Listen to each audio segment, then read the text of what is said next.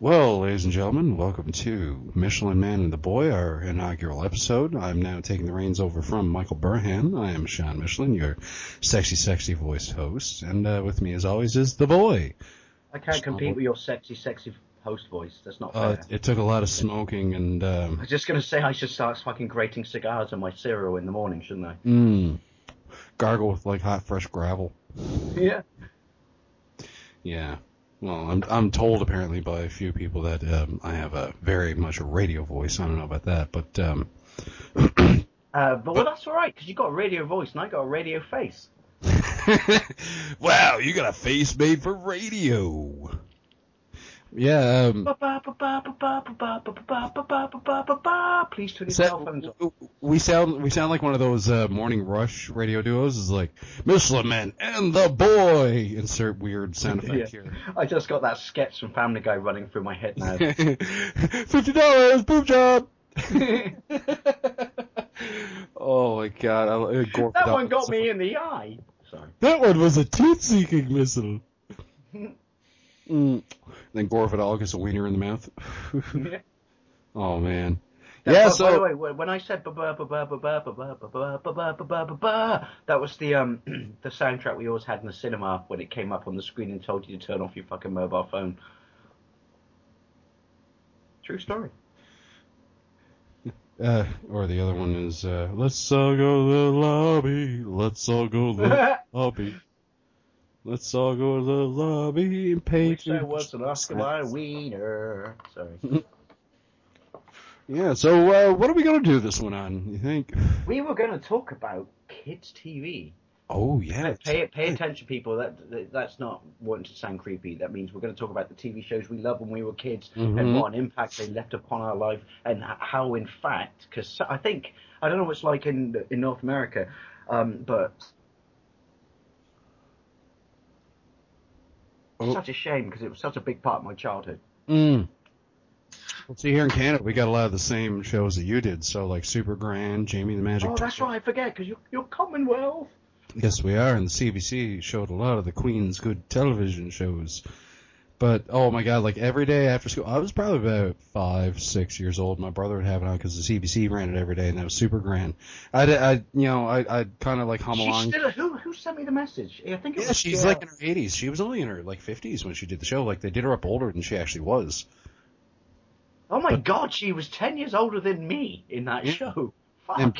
And Billy Connolly did the theme. Like, yes, and it's not very politically correct. No, they're all a bunch of fairies. Oh, it's Billy Connolly from Iceman, Spider-Man, Batman, and Robin too. Go start a fracas, B.A. Baracas. Oh my God. If you made that show now, how much would they be paying out in lawsuits to buy off people's companies for daring to reference their franchise name? And the un-PC things like the kid's named Tub. Fat kid, they named him Tub. And what the fuck is a schooner? Schooner. Well, if you're Australian, a schooner is a half pint cup, I believe. But as for Scottish people, I don't know. Sorry, Scotland, fill us in.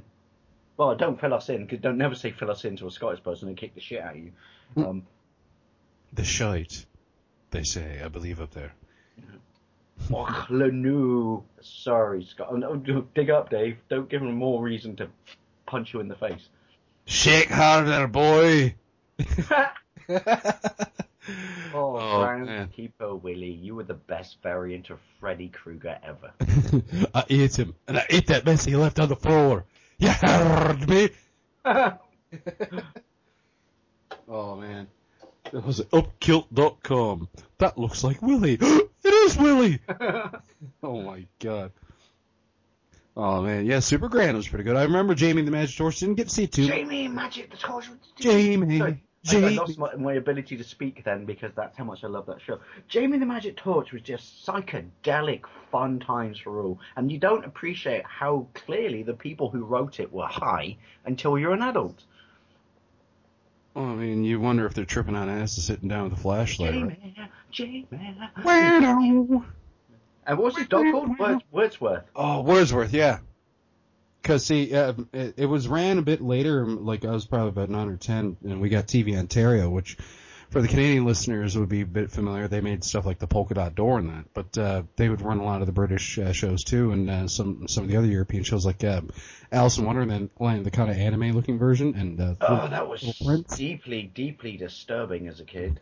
I mean, it was good, but it gave me nightmares. Yeah, was it? I didn't mind that show too much, but then there was like the Little Prince, and he had his own there. You remember the Little Prince cartoon? Yes. Now I'm having nightmares again. In fact, people, podcast over. I don't want to have bad dreams now. Well, Supergran is pretty prominent in my memory from being a kid, but I'm going to try to find some spot where I can watch those episodes again so I can refresh my memory. I look for them on YouTube, and all you can find is like the intro and the outro and very small clips of it, which is a little bit annoying. In fact, because of everything being so retro-based these days, I'm quite surprised you can't buy it on DVD. Yeah, that's true too. There are some shows that don't get a print on DVD, and there's like. I have the entire run of Ulysses 31 on DVD. Well, I had downloaded less than allegedly Gargoyles, that series, and then I found out about a year and a half ago that Disney had actually put the entire series up on YouTube. Wait, what? Disney? Cash Horse actually put it up? Holy shit! I thought the whole deal with Disney was if you want to watch something from Disney, you have to give them your firstborn child.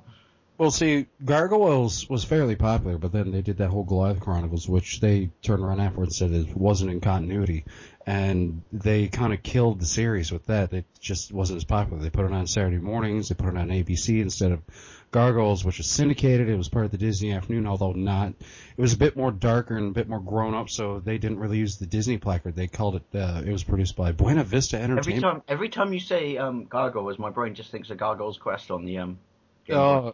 I got that, actually.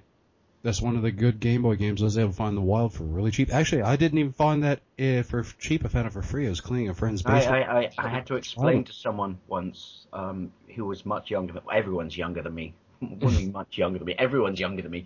Which is, you do know that technically he's that bloke from Ghosts and Goblins who flies up above the gravestones. What? They made a game about him? Yes, they did, my friend. Yes, they did. They made a couple, actually, because he had a Super Nintendo release as well. Now run off into the wild, my friend, because I'm old, and I will go to my crotchety old house and read... Get along! Shake harder, boy! A quick question? Can I ask a question? Yeah.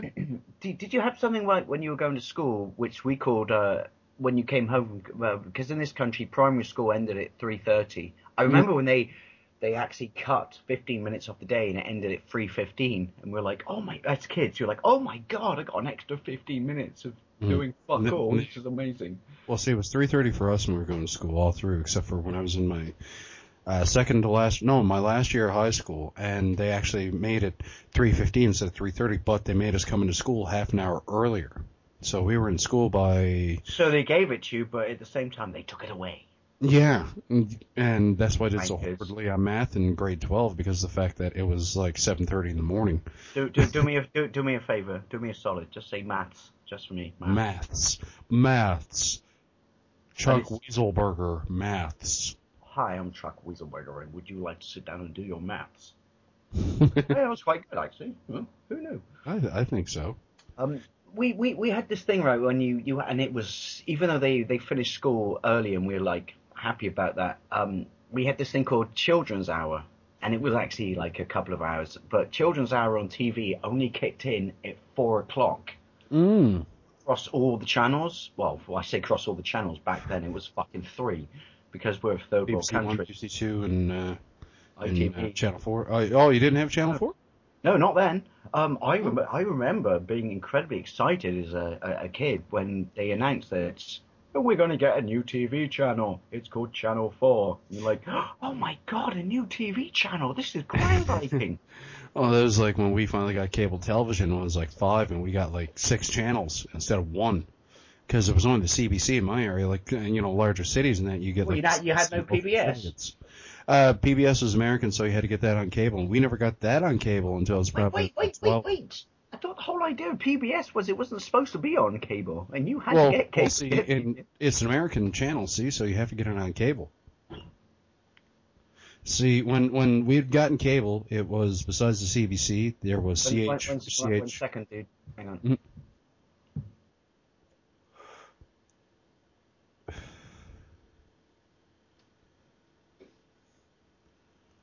Sorry, that was, ladies and gentlemen, that was my old man. He asked me if he could finish off my kebab. Dave, are you eating this? No, I'm not, Dad. No. I'm talking to you right now, though. He looked at me like a deer in the headlights of a car because he just opened the door and just went, what is this crazy internet shit you're doing?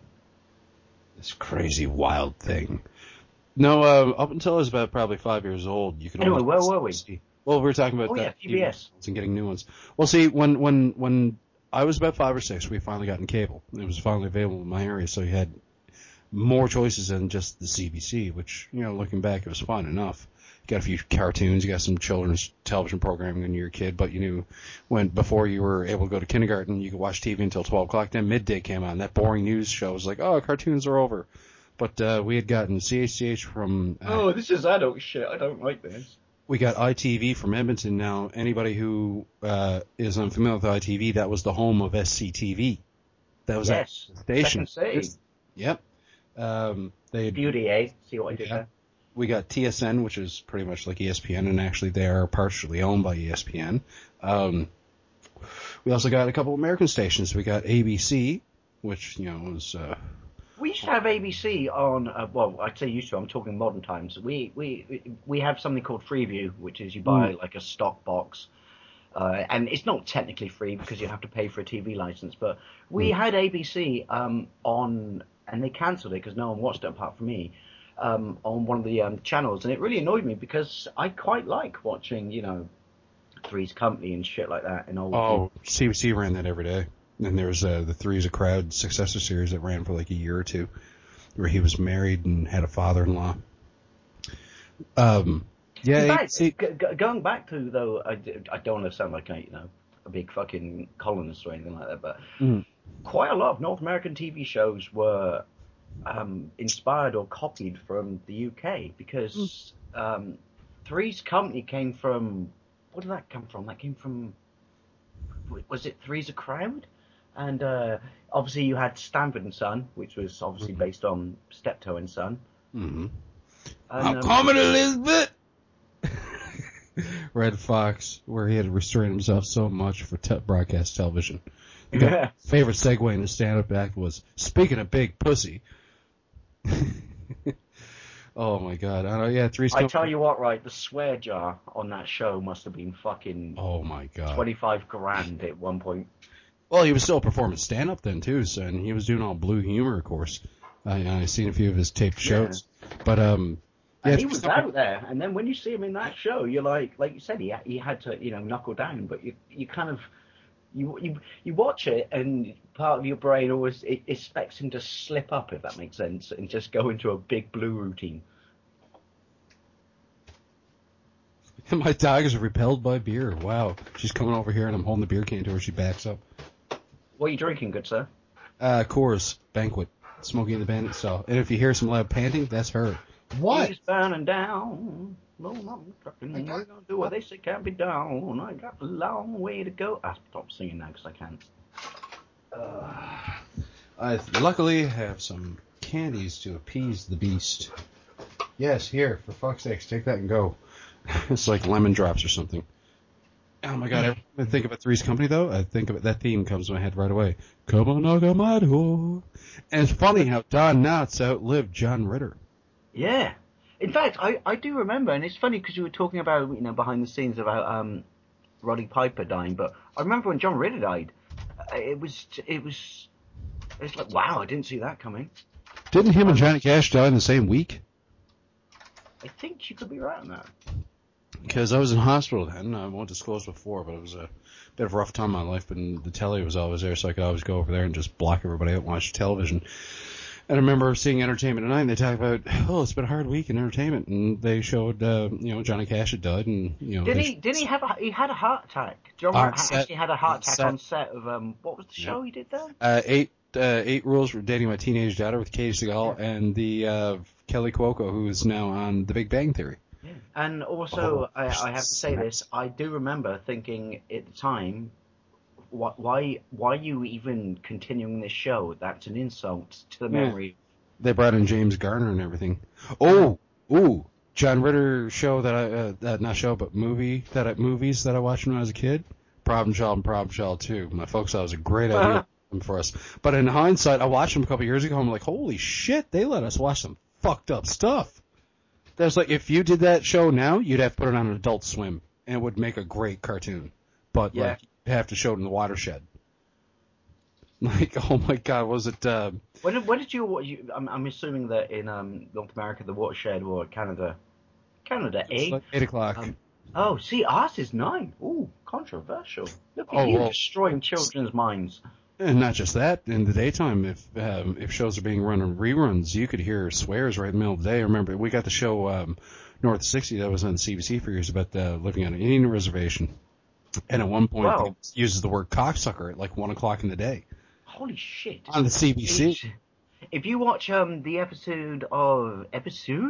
Could be, I sound like Sherlock Holmes. Episode of Doctor Who where Hitler Must Die.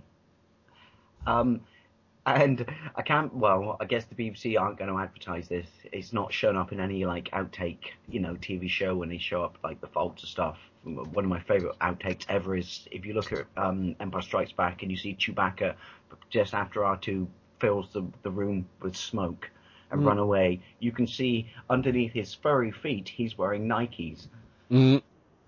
But there's a Doctor Who episode, and they're supposed to be talking in German, and I didn't believe it until someone pointed it out, and I went back and found didn't find because my Doctor Who collection's prior to my collection. There's a bit when they're like, "Fucking get him!" is what the two German blokes say when the Doctor and his assistant run away, and you're like, how did this slip through censorship? I don't know. I mean, like here we can say wanker, and you guys can't on television. Wanker here doesn't carry nearly as much connotation. That's the episode of The Simpsons, isn't it? Which is the one with U2, wasn't it? And they say wanker, and they couldn't use it over there. Canada, and there's a whole bit where they're on the plane, and he's talking about his spoon. And Adam Clayton's talking about his spoon collection. And then Bono says something, and then he just sits back and just goes, wanker. That was cut from the UK release. That's cut from the UK DVDs. Favorite line from that episode is actually, and they tell you when your ass is showing. and Bono goes like I was all out on that line too, which is great. Potato man. What? Potato man. What? Where have you been? We've been waiting all night for you. And was it, besides wanker, there's a couple other things. Well, bottles. That's also the greatest thing about that episode that I think we could all live, or take a leaf out of their book, which is, if you fuck up your city enough, just move it. They did. They moved Springfield. The whole fucking thing. No jumps across cars. Oh, man, that was like, there was another one I thought about there at work, actually, that we can say over here on television, and you guys can't really say it. Well, I mean, the 2 fingers up, you can do that here, and people are just like, what are you doing, giving me the peace sign? It's like, no. Oh, it's funny, I had a massive day yesterday of watching Buffy, because, I like Buffy, I'll be honest. And the bit when Spike's chained to the chair, or tied to the chair. Oh, they're shooting off the arrows? Yeah. I remember that episode. I haven't watched too much Buffy, but I remember that one. And he actually gives the V fingers, which is people seem to forget that in the UK compared to the North America and the rest of the world, that the V fingers is equally as insulting as the single finger. Yeah. And you just see Spike just do the V fingers at the camera, and you're like, lucky for you, son, you're in a North American show because that shit wouldn't carry here. That's like, I remember the same one where the arrows are getting closer. I was like, hey, not so close to the heart. Well, I put a post on Facebook yesterday, and James Masters is not English, obviously, but I stand by this statement, which is all the coolest vampires in the world, whether it be TV or movies or comics or fiction, are British. True. Either that or they're Bela Lugosi and Ed Wood. Yeah. In fact, the irony is the only good British people who have decent teeth are vampires. Mm-hmm. Oh my God, that reminds me of today on Facebook. Actually, a friend of mine is Richard Pace. He's actually got a series out now with James Robinson for Image Comics, but he does sketches of different actors in his spare time. And he said he started on a Bela Lugosi one. And the first thing popped in my head was that scene in Ed Wood where they're all in church. I love that movie. Thank you for having watched that movie. I love that movie. The one part where like they're all in their little gowns and everything like that, and they're all sitting in the pews, and the chiropractor, whatever, he puts his shawl over his face so he looks like Bella with a cape, and like see, and he's like, oh, good. And then Bruce Willis. Why did I say Bruce Willis? Bill Murray's character looks over and says, good. Now call Boris Karloff a cocksucker. That light doesn't fit to smell my shit. I love that whole tirade that he goes on. The guy's like, oh, what, can I have your autograph?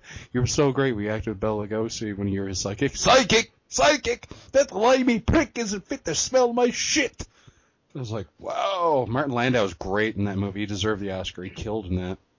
Like, I was talking to Richard about it, actually, and he liked points in the movie. He didn't like the movie. I was like, well, you know, Martin Landau's character is pretty much the light in that film because it's just like you expect Bela Lugosi on the big screen, and then you see real life Bela Lugosi who's like a junk addict and shit like that. Yeah.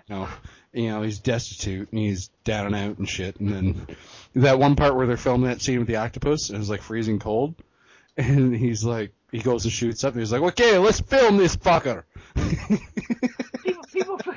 People forget though. If you look at Ed Wood and stuff like that, and I don't mean the movie, I mean the individual. That these people were pioneers because they had a vision and they filmed shit on absolutely fuck all. But if it wasn't for them, there would be no independent movie scene right now. Yeah, it's true. I mean, it was guerrilla filming too, at the best of it, because they just go out with the camera sometimes and just film shit. And they'd figure out a way to splice it in half. It's kind of like the bullpen style writing at Marvel, where they do the first and then write. Yeah, I think a homage. This is a strong connective, phrase I'm going to say, but I think clearly that the movie Bowfinger is a homage to that kind of guerrilla style shooting. And I love Bowfinger. I think it's a brilliant. Oh my God! Yeah, where he plays his brother. And he runs across the freeway. What's the name of the movie she's making? Chubby Rain. Yeah, Chubby Rain. No, is it? No, it is Chubby Rain. I was going to say Heavy Rain, but that's a video game. No, it's Chubby Rain. And there's that bit when they pull over the bloke at the end, and the police officer stands there, and his arm falls off with really bad practical effects, and ooze comes out his face. And then Eddie Murphy, I think he's just, they're trying to steal my gonads. They're trying to steal my gonads. Like the part where it's actually like Eddie Murphy's playing like the actor that they're trying to spoof. And they're coming in saying something like, you call him a spear chuck or whatever, and that ends like, tell him spear chuck shit, and he shoots the cymbals. Do you know what's really, really funny, though? Because it was clearly a pop at it, but the whole mind-head thing in it was a direct pop at Scientology. Speaking of which, you heard that Tom Cruise left Scientology? Did he? Yep. Oh my God, my respect for him has gone through the roof now, because... Well, a lot of them are. I mean, was it that's like that chick from King of Queens, she left and she fucking dished on him. She dished on him like crazy. Leah Remini? Yeah. We had this documentary, right, in this country where a bloke went to the States to film a documentary about Scientology, and they basically had people shadow him all the way through it. And he had an argument, and he was like a stalwart British broadcasting, and he's never sworn in his entire career, but he got so pissed off with this guy who was following him around, who kept appearing everywhere he was, that he lost it, and he swore at him and went absolutely batshit crazy on camera. And apologized about it afterwards, but I think most of us just went, no, that's cool, mate, because they're fucking mental, allegedly. I don't want them coming after me. In fact, true story. When I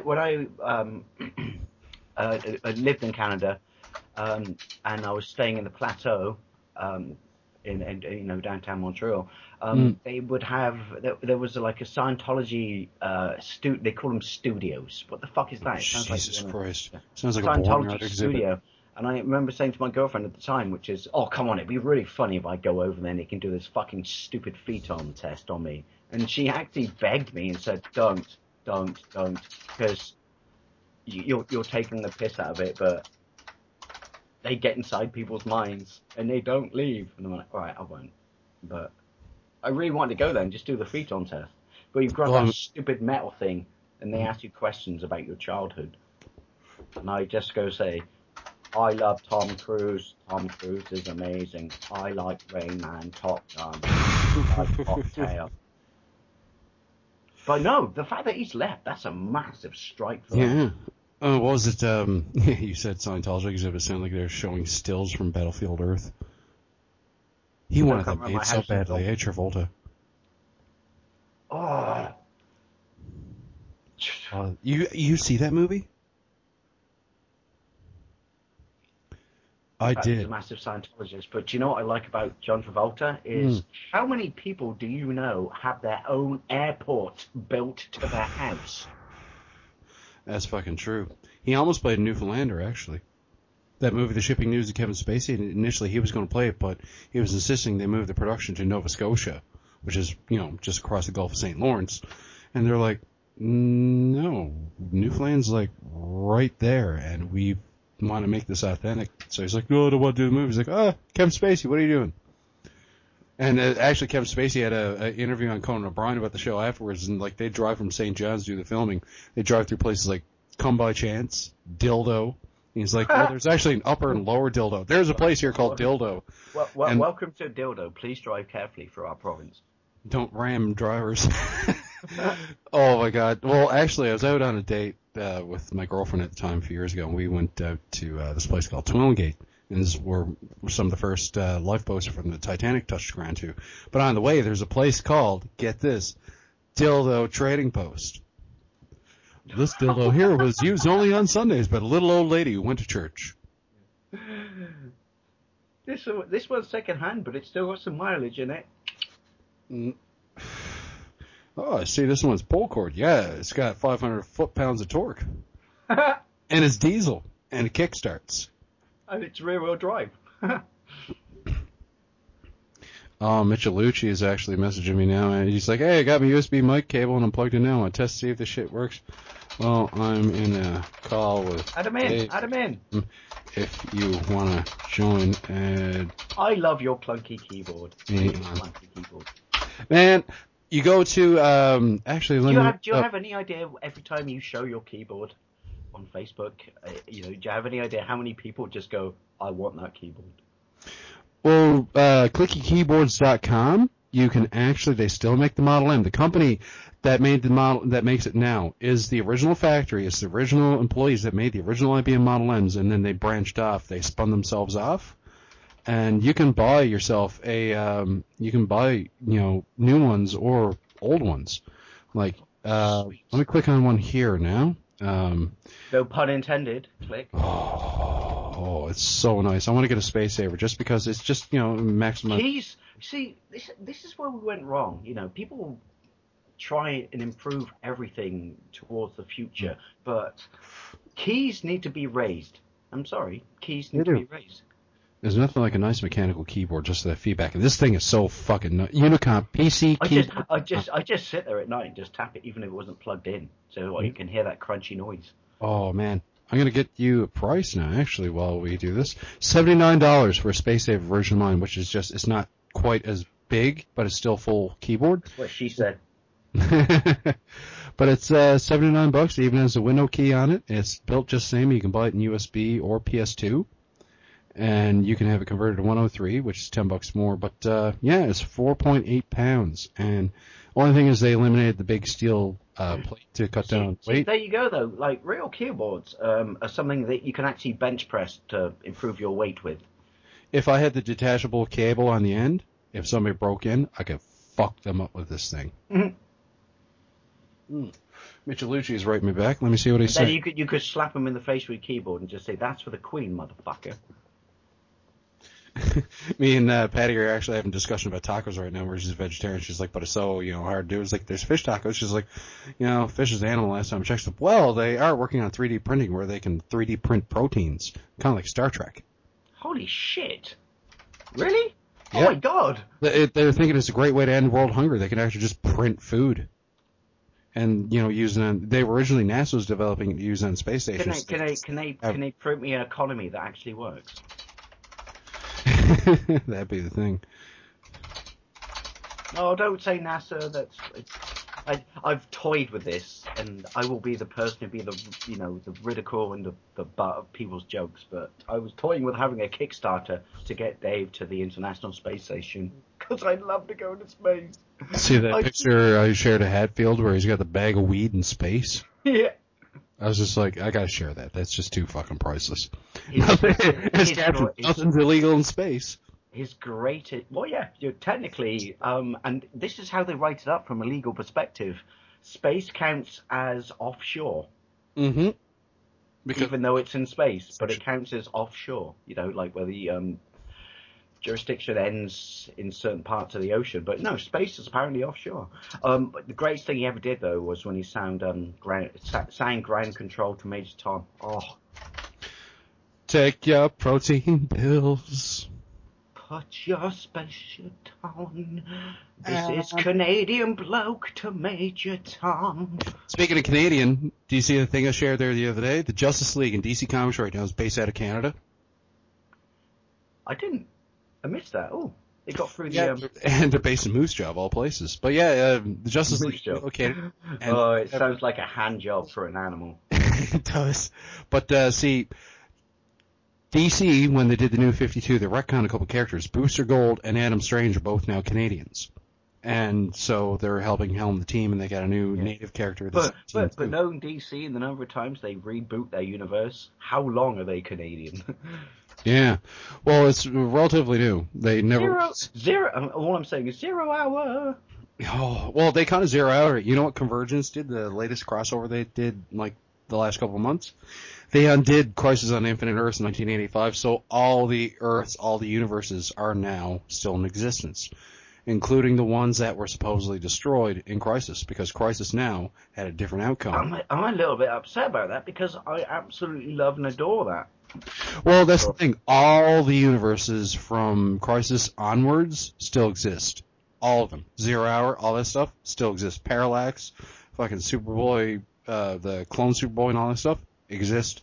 And so now, as DC coins it, they have a multiverse of multiverses. So anything that was printed goes. My favorite thing about 0 Hour was and I still have it somewhere, the issue of Batman. I forget which variant, or well, not variant, but which sister comic it was, because it wasn't the main Batman, where he meets up with all his other variants from all the timelines, and he meets himself from The Dark Knight Returns. Oh, ooh. You know who voiced him in the animated version of The Dark Knight Returns? They did a two-parter there last year. Peter Weller, RoboCop. Nice. And he does a good job. I love those DC animated ones, although I didn't quite finish. No, I did. Flashpoint Paradox, but do you know what? Right, DC is behind Marvel when it comes to movies, but DC is so ahead of Marvel when it comes to animated movies and television. I was saying that on Facebook a couple days ago. Like, Marvel does have the movies right now because DC hasn't made too much of a foothold, but shows and people are like, why isn't Flash and the new Superman movie in the same universe? Because it gives the TV show more leeway. They can access characters. Like, the writers have been told they can have Superman and Batman in the show if they want. Just it can't be the versions that are going to be on the cinema. So if they wanted to have Tom Welling on there from Smallville, they could. Oh, yeah, I was just going to say, though, wasn't there like a online petition for getting him in it? Yeah, but it's not quite the same universe because they already had their own version of Green Arrow and all this stuff, right? But they could. But right now they have, I'm watching the series now, I'm up to about episode 14 or so. They have Firestorm, and they have Green Arrow, of course. They've had a few other rogue characters like... And let's not forget, and it's still on iTunes, let's not forget the dodgy pilot for Aquaman. Oh my god, that dude that's on that, like they brought back Aquaman in Smallville series, but He's actually been in a comedy series for about 4 seasons called Blue Mountain State.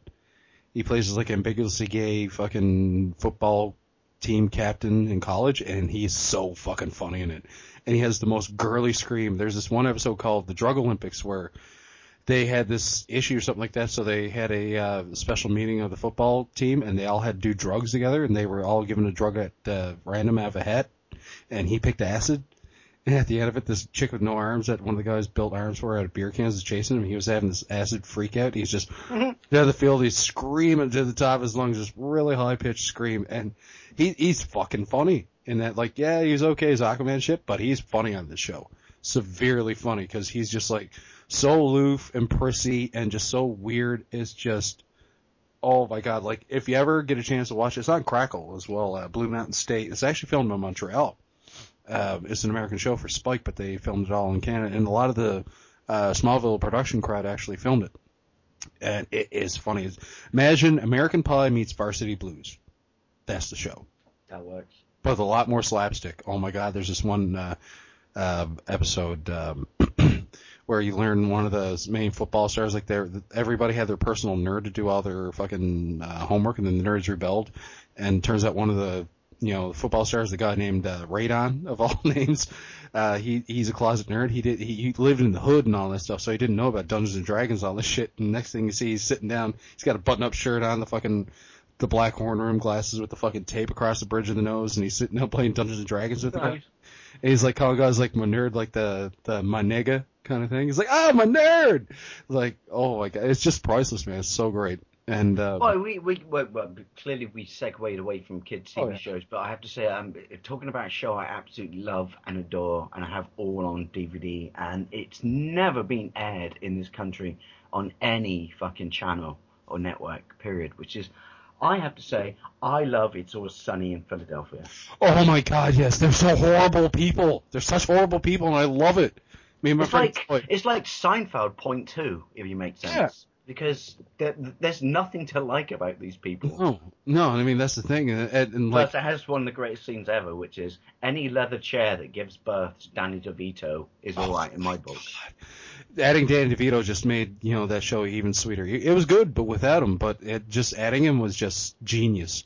And, like, me and my friend Joy, if Joy, you're listening, she loves this show just as well, and like I posted on Facebook, I was like, currently watching this. She's like, oh, I love this show. It's like, me too. They're such horrible people. It's just, they are, and it's just so great. And like Charlie Day is, oh my God, like that show. They're just shallow, nasty fucks. There's no way around it. Like, I mean, I love the show, and this is why I like it, but there's no way around it. There's no redeeming feature from any of these characters. Oh my God. Remember the one where they made what's her name think that she was the funniest chick around? Yeah. Oh. What was that one when the cat got stuck in the walls of the apartment? Oh, I'm trying to remember. That was like season 3 or season 4, I think. That's when Danny and Charlie were living together, wasn't it? Or yeah. Yeah. Oh. And they lost the cat in the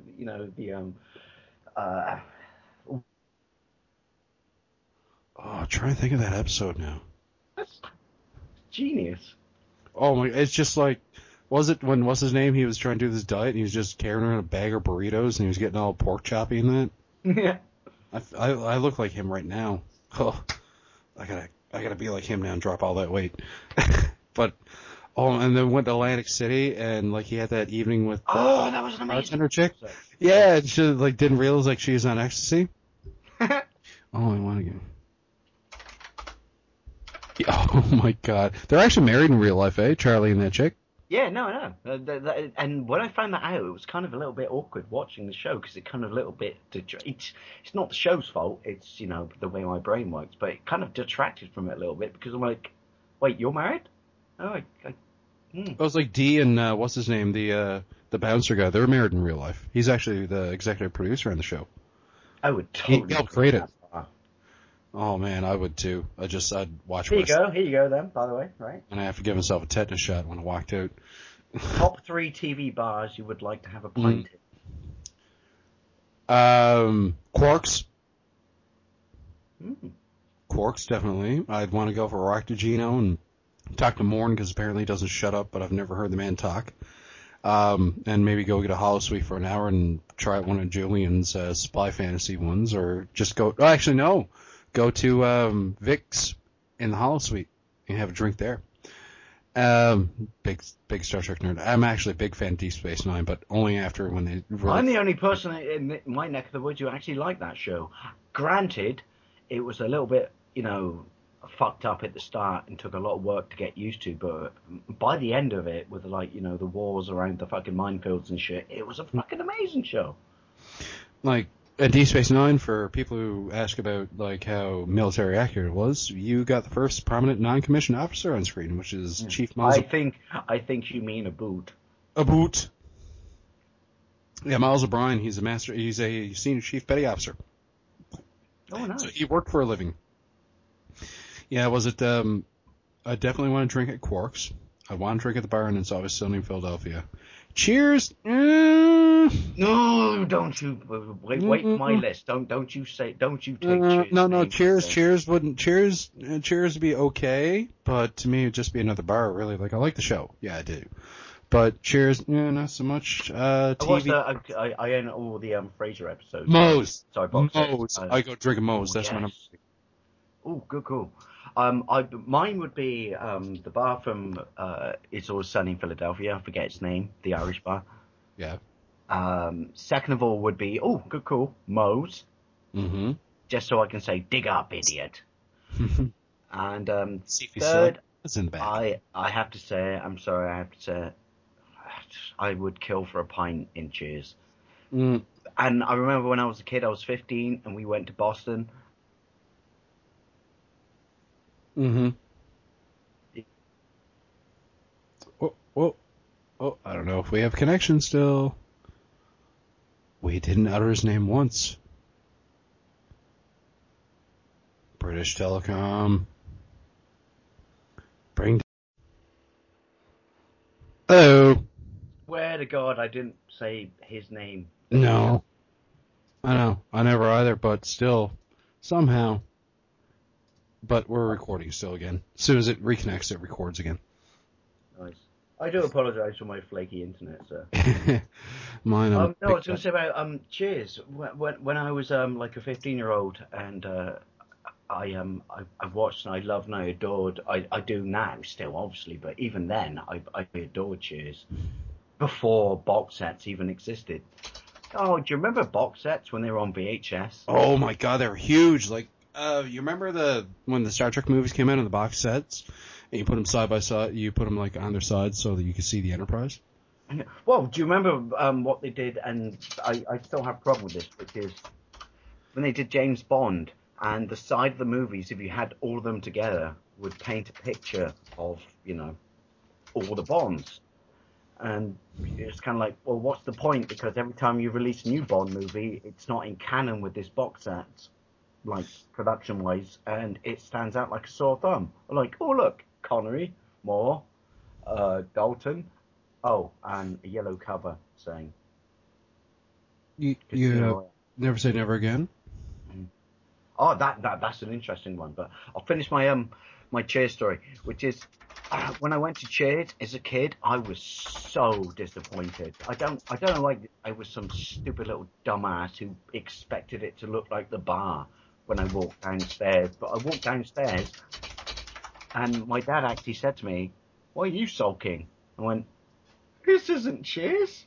I mean, it was Cheers outside, but now we're inside. It's not fucking Cheers. What the fuck is wrong?" You expected the piano to play do do do do do do do do. I always thought when I was a kid that Woody Harrelson was singing that theme. Everything you got, having a place from all your worries sure would help a lot. Sad bit. Wouldn't you like to get away? Dun dun dun dun dun. Oh, Cheers! I love thee. Remember the episode where on Simpsons where they did the Flaming Moe thing and they did their own parody of the... Yeah. Aerosmith were in that episode.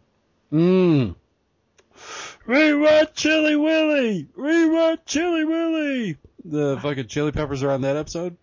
Moe tried to get him to play at the bar. Oh, The Simpsons when you were still good. Oh man, I've read an article actually there where Don't was cry it? for me, I'm already dead. He wins the fucking prize of all the beer. And he's just like, just stick it in my veins. I'm sorry, but did something crawl in your throat and die? It didn't die. Oh, genius. I finally watched the Simpsons Family Guy crossover. Oh, you did? What did you think of it? I thought it was quite good, actually. I did too, because I thought the whole parallels them. Yeah, well, Brian was basically the elephant in the room for the entire episode, wasn't he? Just Yeah, it's such a nice place. You think we'll drop back here? I think this is a one-shot deal. You can't say that out loud, Stewie. Stewie takes Nelson and ties him up like that scene in fucking Pulp Fiction. Brilliant. Oh my god! And then the big fight between Homer and Peter. They even get irradiated. Yeah. And the car wash scene. Oh my god! You ever overdose of Viagra? Just watch that scene. Poor Tucker Ale apparently is nicked off Duff. Yeah, I still have this, by the way. I have a Duff beer can, plastic beer can, and it's an alarm clock. And when the alarm goes off, there's like a little panel on the front that opens up, and it's Homer sat on his couch with a Duff can in his hand. Oh. And it just goes, "Get up, stupid." Genius. I liked it when they just peeled off the label and it's just Duff. You remember the episode where Homer was wanting to try new beer and Homer just breaks out the biro and just writes, puts the 2 dots above the U. He's like, "This is doof." Yeah. Oh, Simpsons, go back to being what you're good at. And in fact, I will say this, controversial. I might be the only person in the world who actually really enjoyed the Simpsons movie. I liked it. Just throw the goddamn bomb! Especially the bit when he fakes having a chainsaw.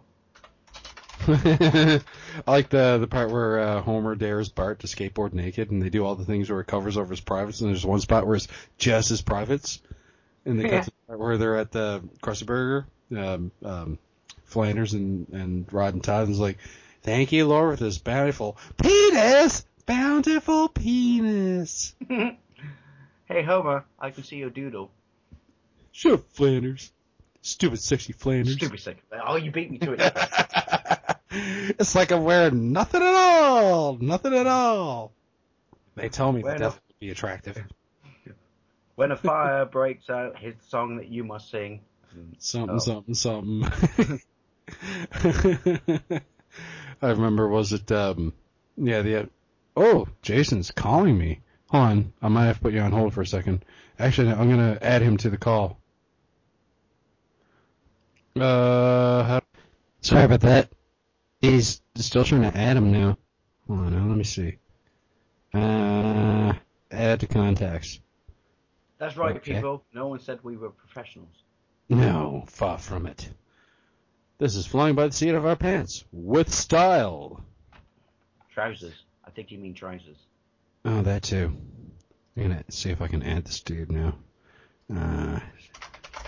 Jason, select, add. In fact, you don't have to add him. Just carry on typing on your keyboard. I find it soothing. It's soothing.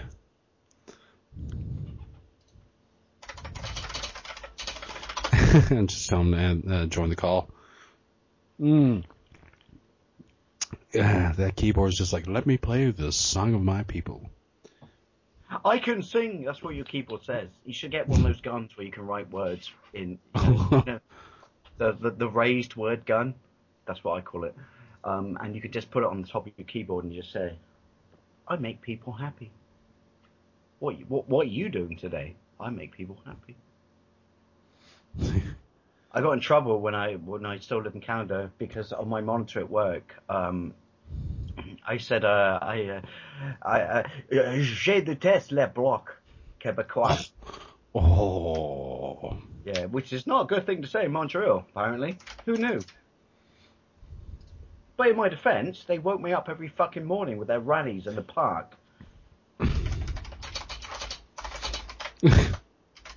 As I remember, air fires back then, was it they had the attack of the 50-foot what was his name? The Black Quebecois guy that had flesh-eating disease? And he was like the Oh, the one, I forget his name, but the one that everyone just said, oh, you must quarantine him, the world's going to end. And he's like walking around, like, oh, I stepped on somebody. Don't worry, it was only an Anglo. Oh man, I miss Air Sorry, France. I do apologise, Canada, for what I'm about to say. Ooh, say it. I'm holding a thought. Don't worry. Say what you're going to say. My girlfriend at the time, we went to watch X-Men 3, and she bought, and the cinema was adjacent to a fucking Target or something, and she bought her new PC, and I had to carry that bad boy over 3 bus journeys and 2 metro journeys, and it fucking killed me. And I was and the only reason I got away with it was I basically put the bottom of the box on my belt buckle, and it kept it upright. And it was the only reason I saved my skinny little arms. And I remember when the bus pulled over at the plateau in front of her apartment, and I was being polite, like, excuse me. See, you didn't have a gut. And no one got out of my way. And at this point, sorry Canada and sorry French Canada. Actually, no, sorry to French Canada, because you're a bunch of wankers. Based entirely upon this, which is none of you got out of my way. And I remember sitting there holding this fucking computer on my belt buckle, and I was like, excuse me, and I just went, get out the fucking way, you Frenchies. It sounds like that scene in Transformers with Mark Wahlberg. Stan Suchi character was like, how the fuck do you say get out? No, how do you say get the fuck out of the way in Chinese? In this case, get the fuck out of the way in French. I mean, don't get me wrong, I love Montreal, but the problem with Montreal is if you are actually English, they hate you. I've never done anything wrong to you. Why do you hate me for simply being English? Well, my name would be an inn anyway, because there's Rue de Michelin in Quebec and in Trois-Rivières. I remember the first time I had to talk to a police officer in Quebec.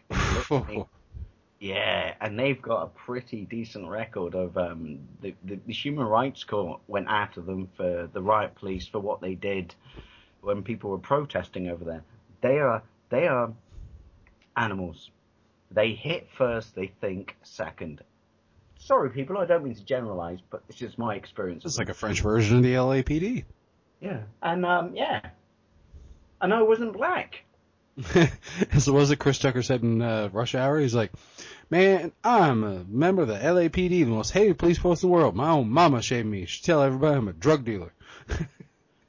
I remember the first time my apartment was at Atwater, and I found out 2 days later that I could walk just straight down, 4 blocks continuously on the same road, and past the AMC Forum, home of the Habs.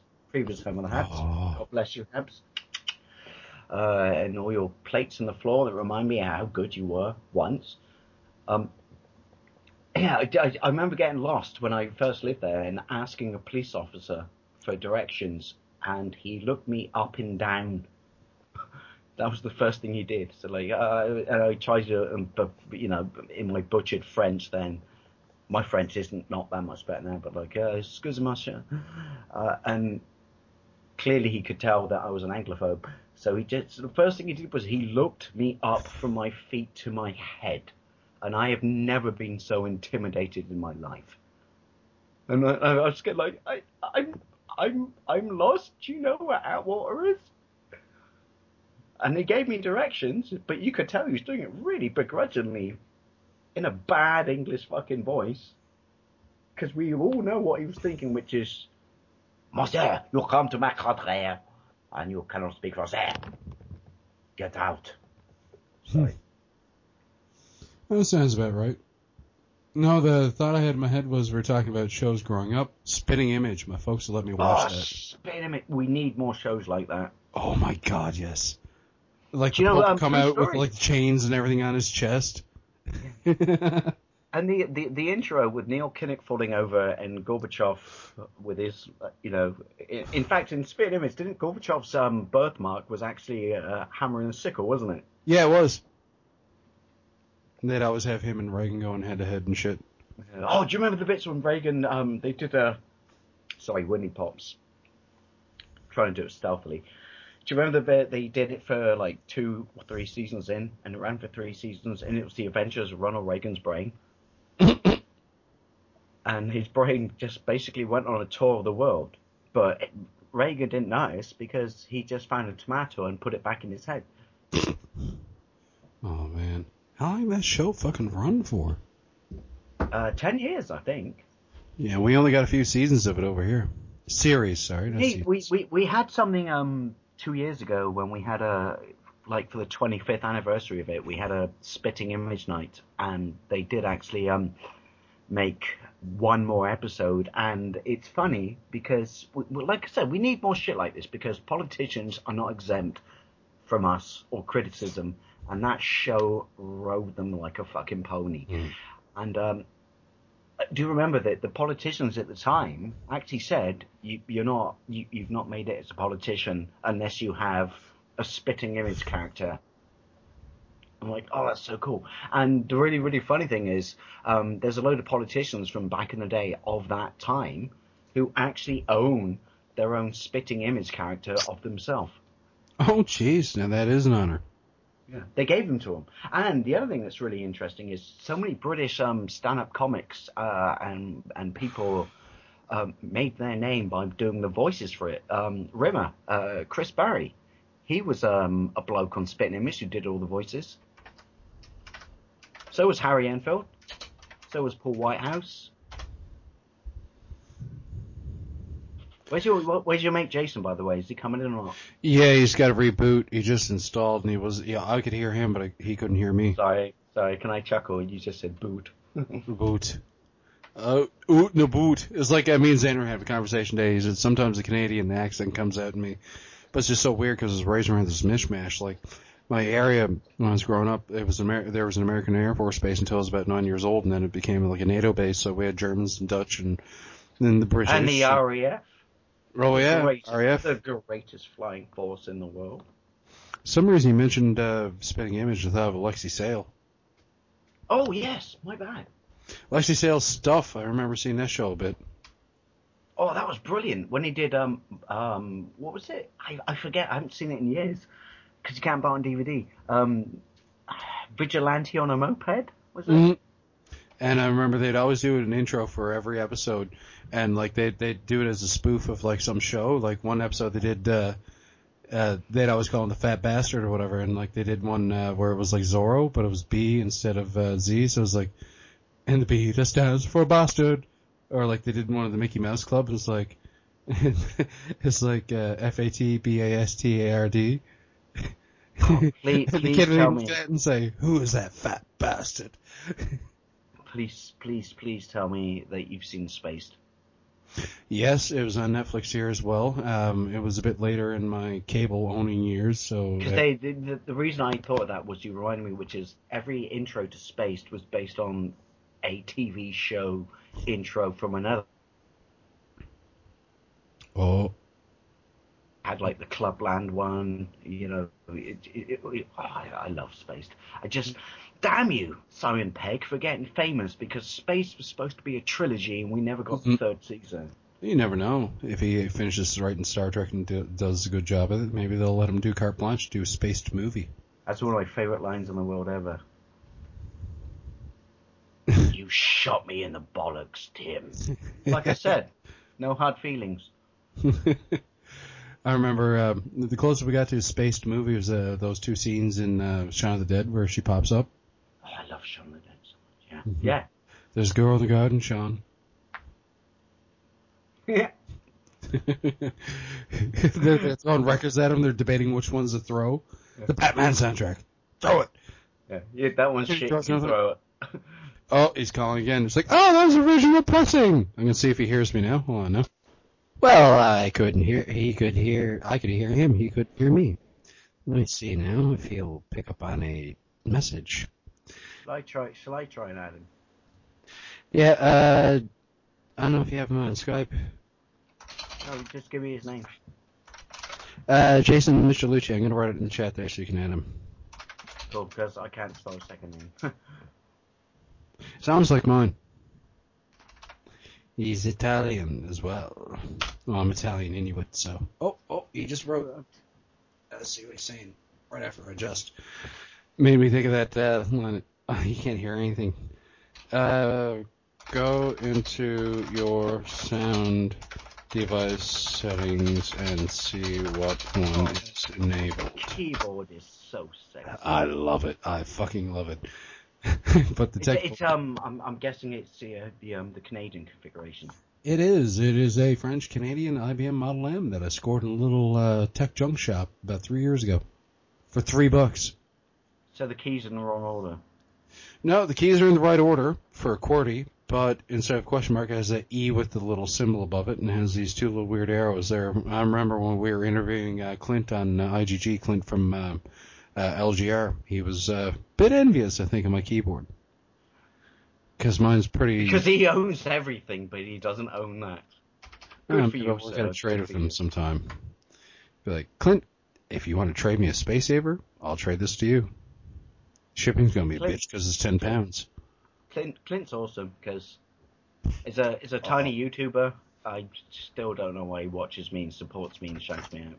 Hey. Actually, let's see if he's... I doubt he's online. He's on my friends list. It's pretty cool because there's only 4 common friends, and it's Michael, Sean R.L. King, Aaron Heavy Metal Gamer, and Shane Luis from Re-Res. Oh, Re-Res. He's an awesome bloke. He made an appearance on City TV. Him and, what is his name that does all the guitar intros for people like on GameSack and that? I forget his name. Him and Shane were hanging out actually at the con that they're at, and they got stopped and interviewed. By a local telly station, yeah. It's pretty cool. Hopefully at some point we'll have people like that on there again on IGG. Nathan's online now, but I think it'd be a bit too impromptu to have him on here. I'd rather save that for IGG, Nathan Barnett. I'd have to do a bit of Nathan Barnett. I don't have Nathan on my Skype. Let me see now. Who's out the boot? To be no do to boot it, eh? No do to boot it. Actually, Colin Mockery does that line now and again. It's pretty priceless. See, Jason's having technical difficulties. Jordan. Ooh. Dispatching the boot is a bootable offence. So. I'm not the fan guy. I'm not your guy, buddy. Eh? Jordan Gross. I don't know. He's still decompressing from Con Bravo. Him and the Game Chaser Network there. What else is on there? Who could I add in that I know is online? Nick is away. Shame. Nick's always good to have for a chat. Oh, my list ain't drawing up much. Let me see what's on Facebook. Oh, Burhan's at a computer. Him and Essie are probably having fun times together right now. Sexy.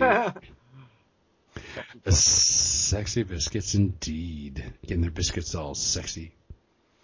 Let's see. Oh, jeez. Well, if you're French, sexy, biscuit. Biscuit. Mais oui. Let's see. Zut alors. I doubt Robman's available right now. He's on mobile right now, and he's probably spending time with the wife and kids. I could always give him a shot. Hey, Rob. What's up? You could always add me in because I think I'm pretty fly. Oh, you're already added in. So see who else I can. I was taking the piss, so I apologize. P.S. Taker. Was it the Hot Fuzz when Buddy's like, "What's your name?" P.S. Taker. Piss Taker. Imagine having the name P.S. Taker though. I actually know someone called Richard Head, by the way.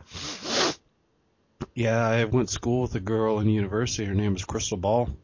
Oh my god.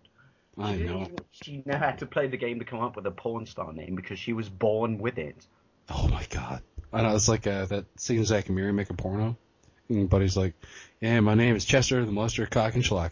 Oh, that's a great porno name. Oh, I get to have a porno name? I want to be Doug Jones.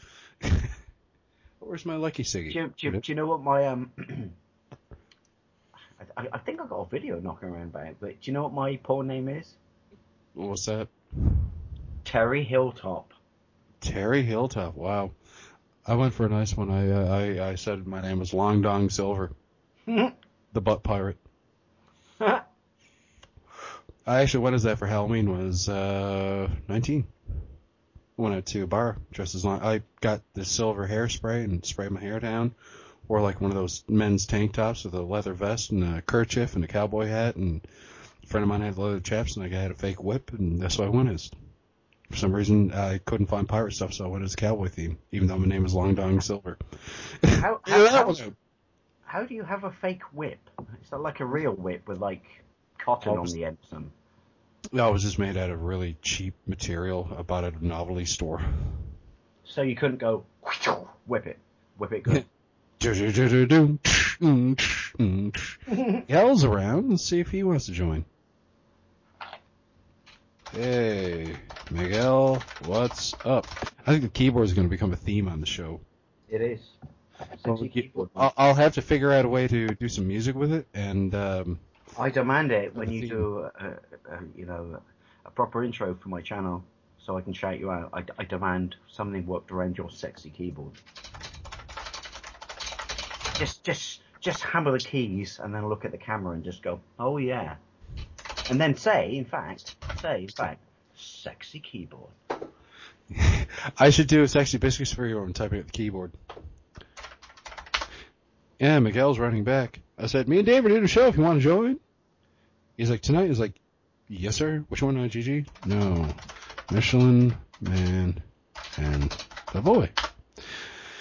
Jason's back online. Let's just see if I could chat to him for a moment, like Chuck Weaselberger, and see. Hang on. Just for you. Hi, I'm Chuck Weaselberger. That works. Sorry, my American accent's terrible. I apologize.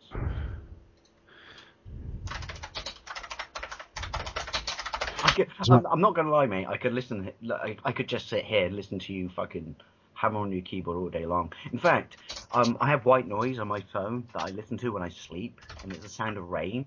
Can you make me a 45-minute long audio clip of just hammering on keys? Because that would work. I could throw it in a loop.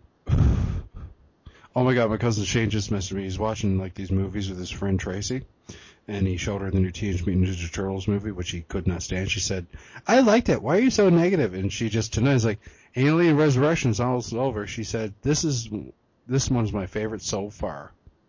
I didn't hate that movie. I have to be honest. I didn't mind it. It got better towards the end. It took too long to build up the characters when we all know who they are. It should have just went, bam, we're the fucking turtles, motherfucker, and then just go into it. But they spent so long with them in the shadows and stuff, and it was... And I stand by this, though. I will say this, which is the best version of that movie is still, to this day, the original Golden Harvest one. Ninja Turtles? I love it. I have that on VHS, and I have it here on DVD somewhere. Golden Harvest, isn't that Jackie Chan's company? Yeah. I didn't realize that until years later. Oh, Jackie Chan, I love you. Major Jackie popped up in that movie. Speaking of him, you ever see his movie City Hunter? Mm-hmm. Literally like an comedic anime come to life. Well, it was. It was based on a comic book, wasn't it? Yeah, a manga, which is more serious. Plus, also... Miguel's coming on. And there's a game on the PC Engine. Oh, but what I love about City Hunter is the fact that Jackie Chan sings the theme tune.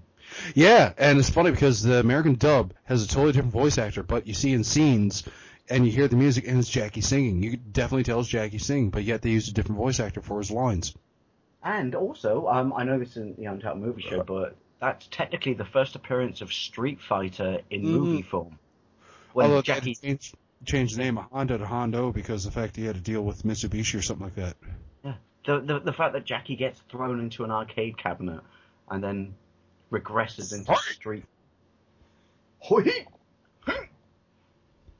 The only time you'll see Jackie Chan dressed as Chun-Li, ladies and gentlemen. Plus, it has one of my favorite scenes. What one? Movies, like certain specific ones that weren't popular enough to get in like the rental stores. I used to buy them out of the black and white adverts at the back of a martial art magazine, and I bought City Hunter, and I just love the bit when he fights off against, is it Richard Norton, the Aussie? The blonde guy. The blonde. Yeah, Or you see him. and he slaps his wrists with the metal poles that later turn into a shield. Oh yes. And then Jackie just goes, holds his arms up and takes it, and then he looks at the camera, and there's like an animated tear that comes out of his eye. Genius. There's Miguel too on my list here. I just added him. I didn't have Miguel before on my list, so it's kind of. Plus, the UK version, when it finally got it, had a really bad transcript of the song, and it went like this. It went, "Oh, City Hunter, girls having fun." Like, really? That's your lyrics? That sounds a little bit creepy. I'm not gonna lie. Alarm clock was going off and he shoots it. Yeah, it's a great movie. It's one of my favorite Jackie Chan movies, in fact. That and Armor of God.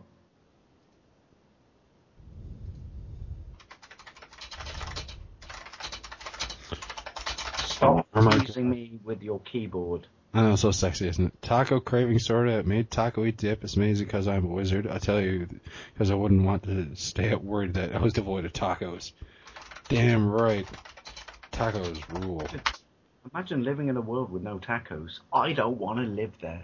I seen this thing on Facebook. It's like it's 4 foods, and if you had to make choice of one to get rid of, it was tacos, burgers, pizza, and there was another one, but I was like tacos, hands down. I have to, even though it's like Sophie's choice of food.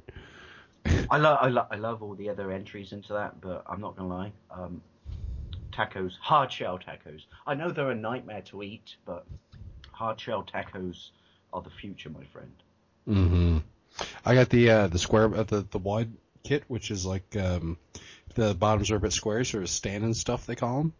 So tomorrow, and I bought some nice extra special salsa to go with them. I'm gonna make tacos, and I'm gonna do them all up, and then when we're doing IGG, I'm gonna have tacos and hot sauce. Sweet. I might have to back you on that. So I have, and it sounds gross. Bear with me. It sounds gross, but sorry, windy pops and cough. We have taco filling in a can in this country. What? Yeah, it's made by.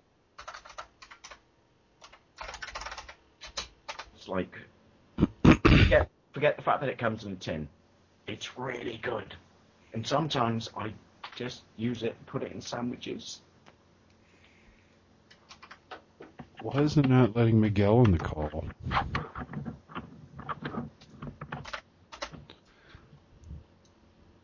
Miguel's going to try to restart. Cream cheese, loads of hot sauce, cumin, chili powder, cayenne pepper, jalapenos, lime juice, garlic, black pepper, onion powder, and lots of love. See, well, if you grew up in Bristol, we don't call them. Well, I do, because I speak the Queen's English. We call them jalapenos, but all the uneducated people call them jalapenos. Yes, and it really fucking gets on my dick. We had a commercial actually making fun of that. I remember that commercial actually. My cousin Shane, he's like, transport. He's having a bad movie night, but Missy's enjoying him. I was like, they need Ted and Transformers. And he's like, why? He's like, saw him and Mark. Hey, Waffle. You jalapeno guy. Sorry. I love Ted. Why don't they release an adult version of the cuddly doll that is Ted, but with all the swearing and shit? It would sell fucking millions. I love you, then. Holy shit, it's 9/11. I gotta get high. Yeah. Oh, put your finger in my ring tag. Totally gonna have a massive fucking anxiety attack in the car park 20 minutes from now. Oh, really? Man, Ted 2 is amazing. Oh, he left the convo. He said try adding him back in. Right. And people... Not Burhan. He's online, but I think he's indisposed. Ed. Okay, Judgeman 03.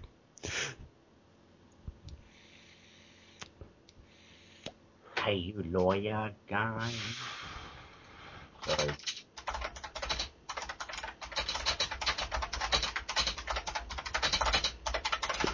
Me and Pat are talking about our mutual love of olives. If I can go to Subway. I only like black olives. That's the thing. I love black. Well, I love them all, but black olives, I gotta have them on myself, no matter what it is. And I gotta Exactly. have it. No, see, I hate green olives. I base this entirely upon the fact that I only ever ate them once. But black olives, when I go to Subway, I'm like, and they look at me like a freak when they get a meatball marinara. I'm like, load it up with black olives. Like, but it's a meatball sandwich. Oh. I don't care. Put fucking black olives on that bad boy, you bastards. I love black olives. Oh, me too. Man, I can eat them out of the can. Love them.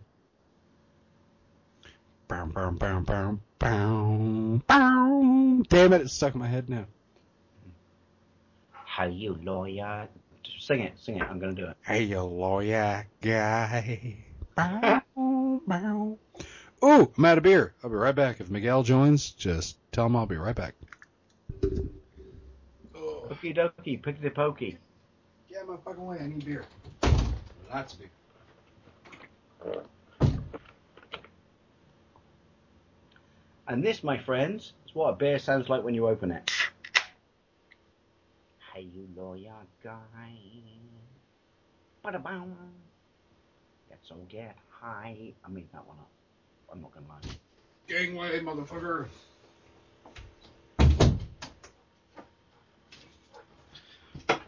I'm on the Coors Light, and everyone takes the piss at me, but I really like Coors Light. I'm on regular Coors myself. Sweet. Well, chin chin to you, good sir. Chin chin. I'm gonna wait for Miguel to come back. Coors Light guy. Bow, bow. Let's all get high. I wish. My guy is out of town right now.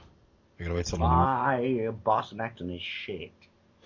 Oh, I'm gonna put a can on my bollocks right now because it's fucking humid here tonight. Oh, that's a lot better. All right, let's see now. Add people to this call. Miguel. All right, let's see if I can add him to the call now. Miguel. He's online. He just popped up in the bottom right hand corner. So. Hey, right, Miguel guy. See if he joins. I see him. No, I'm here. He is here. Sorry, that was so underwhelming. I'm here. I'm Michelin. I'm just ebbing off of drinking 2 cans of Smirnoff Ice, so I'm a little bit in that sleepy phase right now. Why is it still making the dialing sound? It does that. I tried going into the conversation about 2 or 3 times, so if it keeps doing that... Hey, you Miguel guy. Let's all get high. I'm gonna add Jason as well. Now, why is it? What? It's Skype. It's broken. It's fucking stupid. Tell you what. Give me 2 seconds. I'm gonna hang up. Call you guys right back. Start recording right away. All right.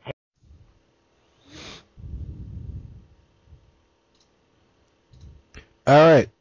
So who's all here so far? Hey, you Skype guy. Sorry. Everybody here? So. Yeah, I'm here. Miguel, you sound a little bit kind of flat.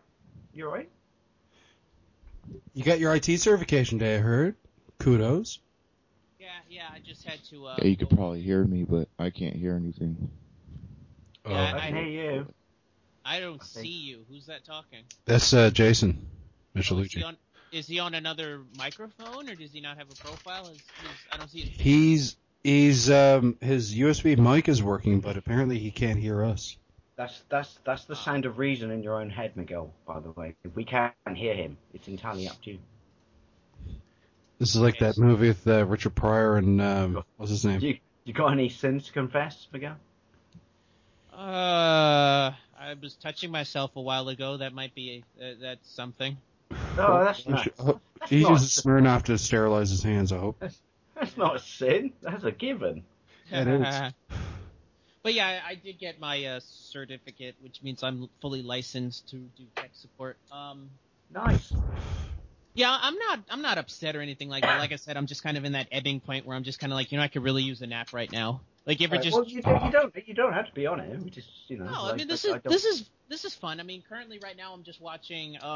Burhan sent me a link to a stream of the Death of Superman Lives, that documentary that came out. I just watched I it. can see that. I haven't watched that yet. I can send you the link in through Facebook. Yes, please do. Yeah, it's really good so far. I'm really digging it.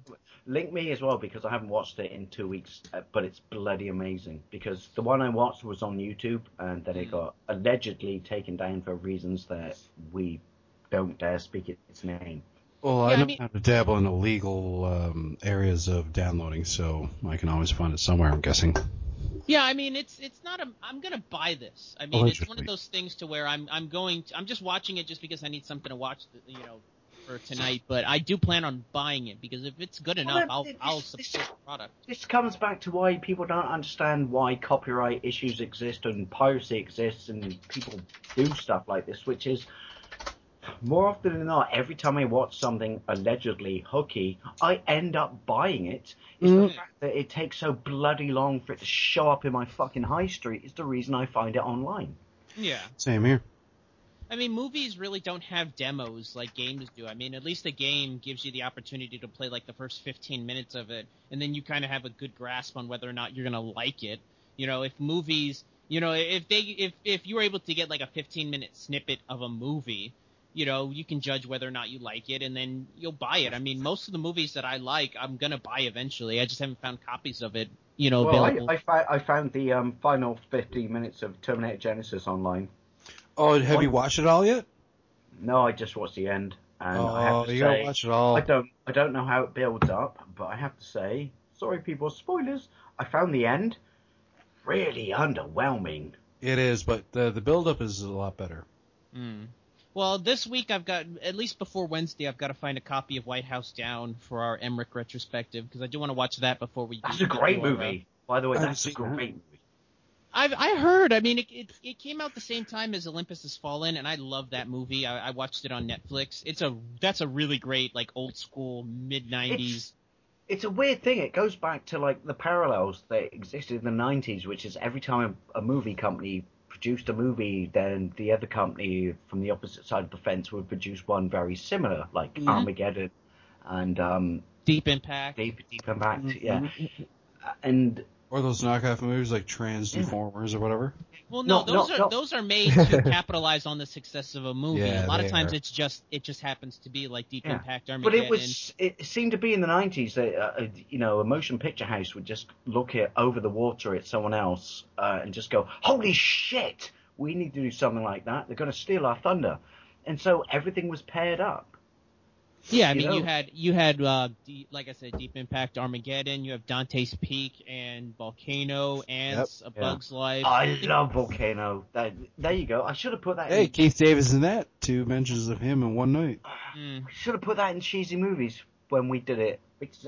There's one scene in that movie I absolutely adore, even though it's a train wreck of fucking shitness. Is when the bloke walks through the lava with his legs dying. Down. Well, that's the money shot for Terminator. everybody who's seen that movie. That's the money shot. That's the part everybody remembers. And the irony about Dante's Peak is it was quite accurate in the sense of when they do the cloud flow that comes out after the volcano erupts. And people seem to think that, it's lava and it's, rock balls and shit that are going to kill you. No, it's that. What's it called? I can't pronounce it. Pyocratic.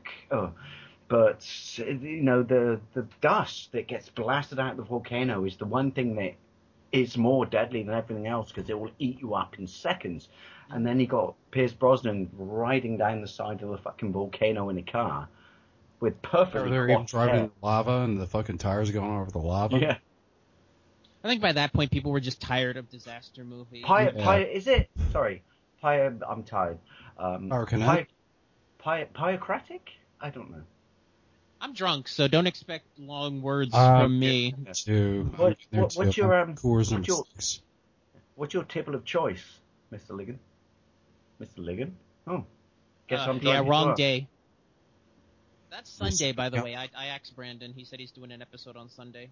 Are you going to talk about Piper? I won't be there. I work late night on I Sunday. won't be there. I'll be working Sunday, but And I mean, I'm going to be you resting told up. me, Sean, and I didn't know about this.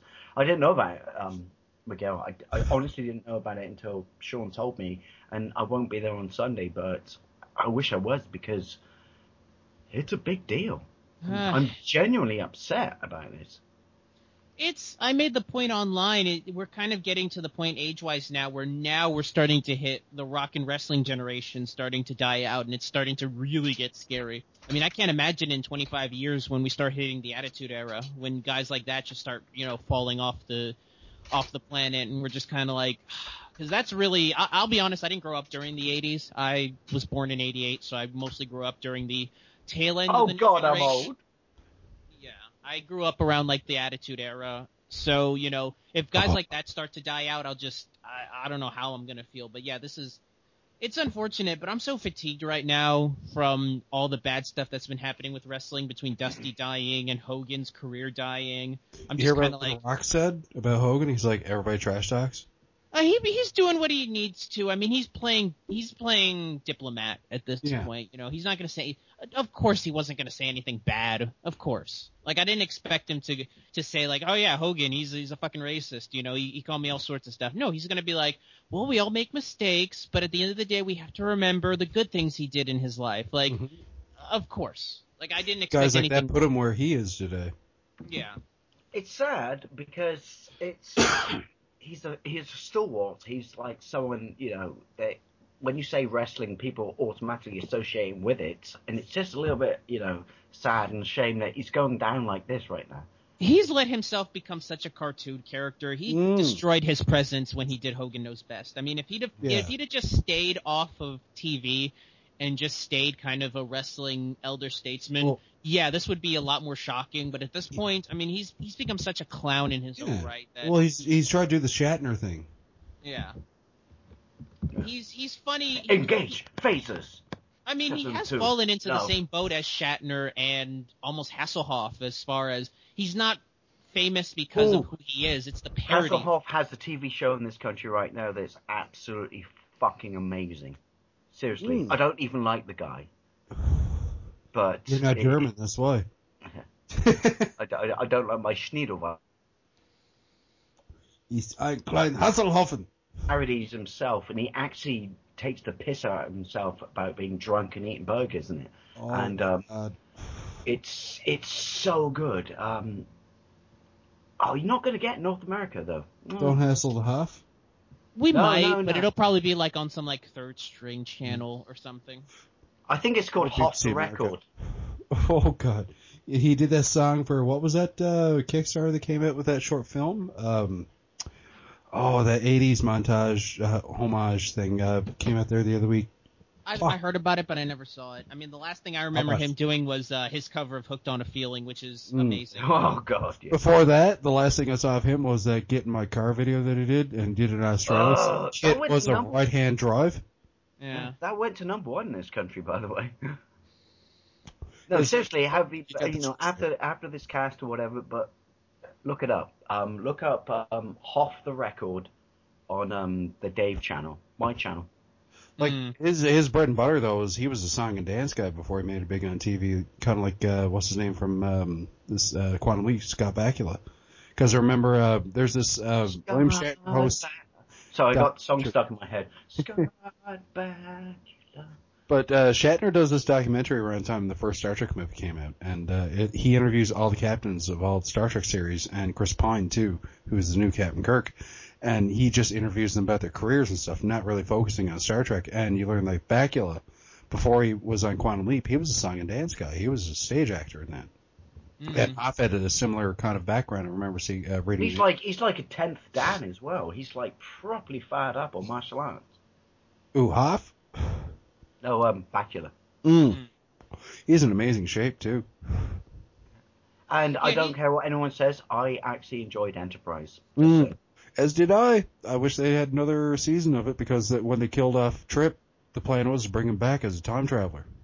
What'd you think about the ending? Because I heard a lot of people hated the way. I like the ending. Enterprise ending. The ending, and they tied it in that Pegasus episode on Next Generation, so it was a crossover episode technically. I didn't like the fact that they killed off a character that I, was invested in. But the I plan did was like, they were going to take him back. They were going to bring him back as a time traveler. but I did like the fact that, it was, Riker years from, that moment in time, revisiting the scene on the holodeck, and I just thought that was brilliant. I thought it was like. Well, he even played cook or whatever, chef. You never see the guy in the whole Enterprise series, and he plays that character as a stand-in in the holodeck reenactment. He's cutting up carrots, and he's getting T'Pol. He's talking to T'Pol and other people like that, and he's there as the cook. I tell you what, right? If I had a holodeck, stick a drip in my arm, I'm never fucking leaving that shit. Man, I would just come out for like a little bit of socializing and be like, okay, I'm going back in again, guys. What are you doing today? I don't know. I think I'll walk around Metropolis for the day. No, but I would do this. Holodeck. Run the Back to the Future program. You come out in like that fucking vest. Only stipulations. Only can I have a full tank of gas and plutonium so I can just drive around Hill Valley and not actually run out of shit, because that'd be awesome. I'd be going around the Capital Wasteland. Plus it's the 50s, so I can actually open my gull wing doors. That's true, because Mercedes had a car in the 50s that had gull wings. Yeah, and instead of a DeLorean, can you make it look like a big blue box? No. Right. See, my dad's a retired mechanic, and he argues this with me every day, because the DeLorean is a shit car. It was built in Ireland, wasn't it? Yes. Well, it's a British car. People forget that. They always think it's an American car. With a Volvo engine. It had a Renault engine. Had a really shit 2.6 V6. I mean, how the fuck do you make a V6 with 2.6 liters? A lot of guys ripped out that engine and put Lotus engines in there. Yeah. I don't blame them, but I always argue with my dad, and he's like, Dave, it's I used to work in mechanics and shit like this. I tell you what, everything is wrong with that car. Like, I don't care, Dad, because it's the car of my dreams from my childhood. I want one. Yeah, I mean, DeLorean really struck huge with that deal he struck with Universal. I mean, had that not been the case, we wouldn't be talking about the DeLorean. It probably just would have been one of those cars. Let's not forget what the American government did to him. Oh, man. Well, he got caught on racketeering or something, wasn't it? Wasn't it coke? Yeah, it was coke. They caught him in Colombia doing like a coke deal. But the irony is, allegedly, people, so I don't get sued, at that point he was so financially fucked and he knew that the feds were after him, that basically they made him go there and do it. I'm not justifying what he did, but he was desperate and he knew the feds were on his tail. So yeah, he got, and that's what destroyed the company. Because he went to Colombia and tried to buy a shitload of cocaine to bring back to the States. And then you get the "to be continued" coming across the top of the screen. As he's walking away in chains. He's dead now, though, isn't he? He passed away about 5 years ago. I think they were going to bring back the DeLorean brand. They're working on a new car, apparently. Well, no, there's a company in Arizona where you can buy DeLoreans, and they cost $135,000, because what they basically do is they take all the shit out of it and replace it with stuff that actually fucking works. Sounds like that Jaguar company that just for me, Michelin. Jaguar, not Thank Jaguar. you. Jaguar. I was watching a retrospective of the Atari. For you guys, Jaguar. What was it called over in the UK? Jaguar, because to quote Jeremy Clarkson, when he said to Ryan Reynolds on Top Gear, it's called Jaguar, we say it properly. Yeah. There's a company that does the same thing. They take the Jaguar E-Type and they built upon it.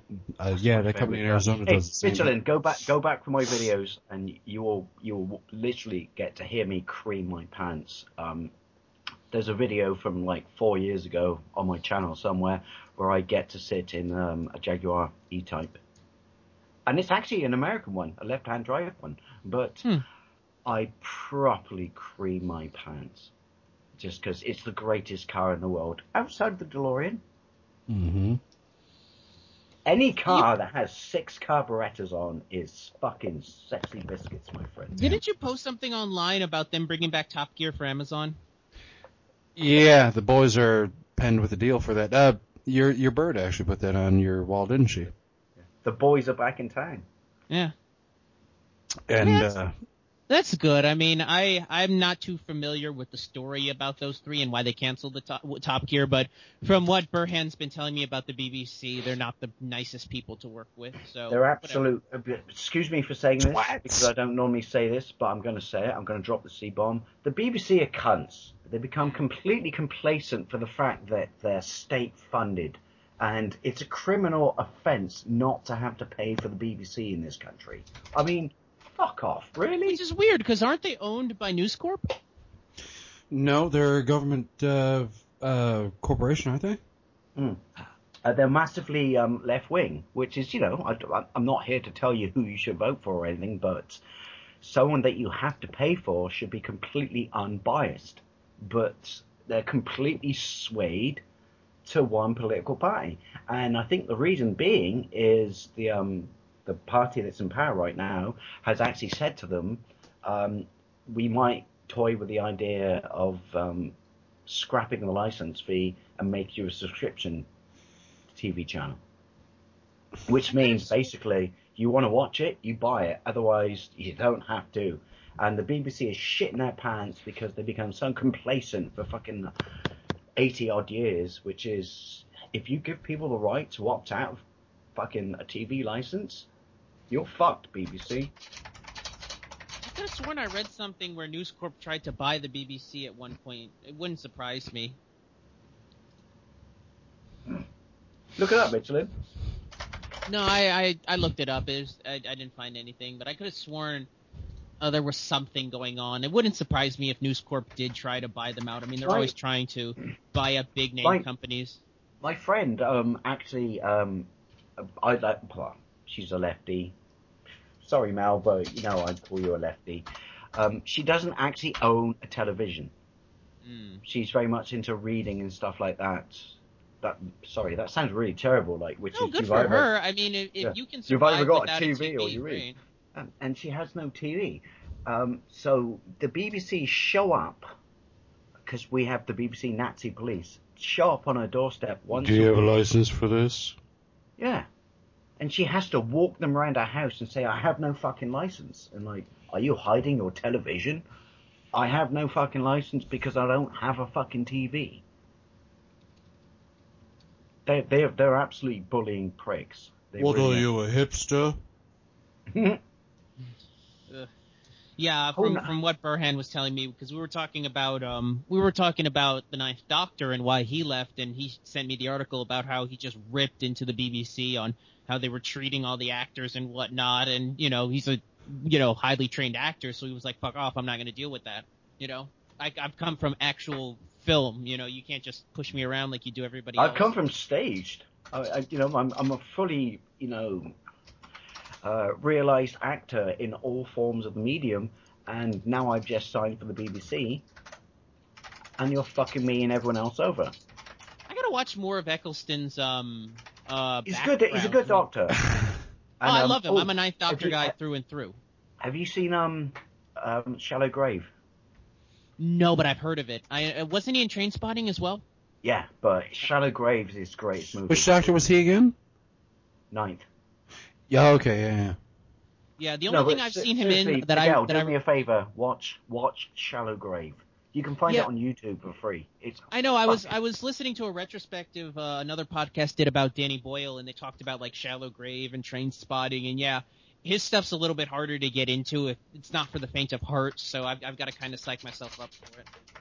Do you know that Trainspotting, the first cut in North America, was redubbed by the original actors because North America decided that you guys wouldn't be able to understand their accents, so they redubbed it and dumbed down their accents. Really? Jason's calling. I gotta take this. Hold on a second. Well, that was brief. No, he can't get his audio working. Anyway, sorry. They had to redub the audio? Yeah, and I find it, I watch lots of movies, dubbed, undubbed, subtitled, unsubtitled, and, with accents that I can't, fully wrap my head around. But to redub a movie that's in English with the original actors and then have them dumb down their own accents. Yeah, the Scottish accent. Yeah, I find it fucking insulting. Wasn't there? I could swear there was a movie that I remember that happening, but I don't remember what it is. But yeah, I guess I could kind of maybe see that. I mean, I don't know. I honestly don't know. It's being Scottish. There you go, Miguel. I remember that one line. There's a topic for the entire movie show, which is, and you'll have to do a lot of homework. Danny Boyle, the movies of Danny Boyle. Yeah, Train Spotting, Shallow Grave, The Beach, the 28 Days franchise, which I think I've seen 28 Days Later. It's been a long time since I've seen it, but I think I have seen that. I didn't see 28 Weeks. I know he's done another movie. He didn't do 28 Weeks though. He was a co-producer, but he wasn't a director. Oh, I think he did 27. It's still a good movie. He did Slumdog Millionaire. That's what I was thinking of. I was like, I know he did one big one recently, but yeah, that's. And what's the other one about the bloke who the rock climber who gets his arm tracked? 127 Hours. Yeah, I'm gonna sound like a wanker when I say this. It's gonna sum up the state of my mental health, which is I haven't seen that movie, but I did find the scene on the internet where he cuts his own arm off. Oh my god. Well, I mean, that's the money shot. That's the one that people look towards. The one that I'm honestly of his that I haven't seen, but I do want to see at some point is Sunshine. I've heard that's a really good movie. I haven't seen that yet, and I hear really good things about it. What is his name? Cillian Murphy's in that, isn't it? I believe so, yeah. Yeah, he is in that movie. I like Cillian Murphy. He was good in the dark. He was good in the in Batman Begins. I wish they would have brought him back in the second one, just like, Well, I mean, technically they did at the beginning of Dark Knight when they actually recaptured the Scarecrow, which I thought was unfortunate. I really think Scarecrow could have gotten his own movie. I mean, especially if you go by the Scarecrow in the Batman Arkham Asylum movie video games. I mean, that Scarecrow was perfect. Just those dream sequences were just off the chart. He's great, and even like in his personal life there, I remember he said he's a vegetarian, but not because of like he's against killing of animals, but because of the practices of what he calls big farming. But like he's a good actor, and I wish they would have made Tron 3 and see what they would have developed with his character that cameoed in the second one.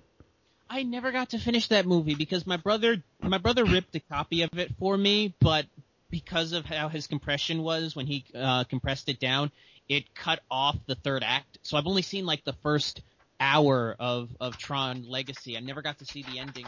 I do want to get that. That's a movie I do want to get on the Blu-ray. Tron Legacy is good if you're a Tron fan. Mm-hmm. Oh no, I love it. I can listen to the soundtrack all day. Oh yeah, the soundtrack's great. I love the look of it. I mean, I really do like the feel of that movie. I like the fact that Daft Punk can show that they're actually musicians. It's an actual orchestral arrangement, and the fact that it's not just all electronic and synth. They show actual orchestral arrangements that suit the mood to the movie. And I love the first Tron ever since I was a kid. And when this movie was coming out, I was like, I got to see this. And I saw it, I was like, well done, Disney. Although I stand by my philosophy of that if they want to be able to make a viable movie, try integrating it into the Marvel Cinematic Universe.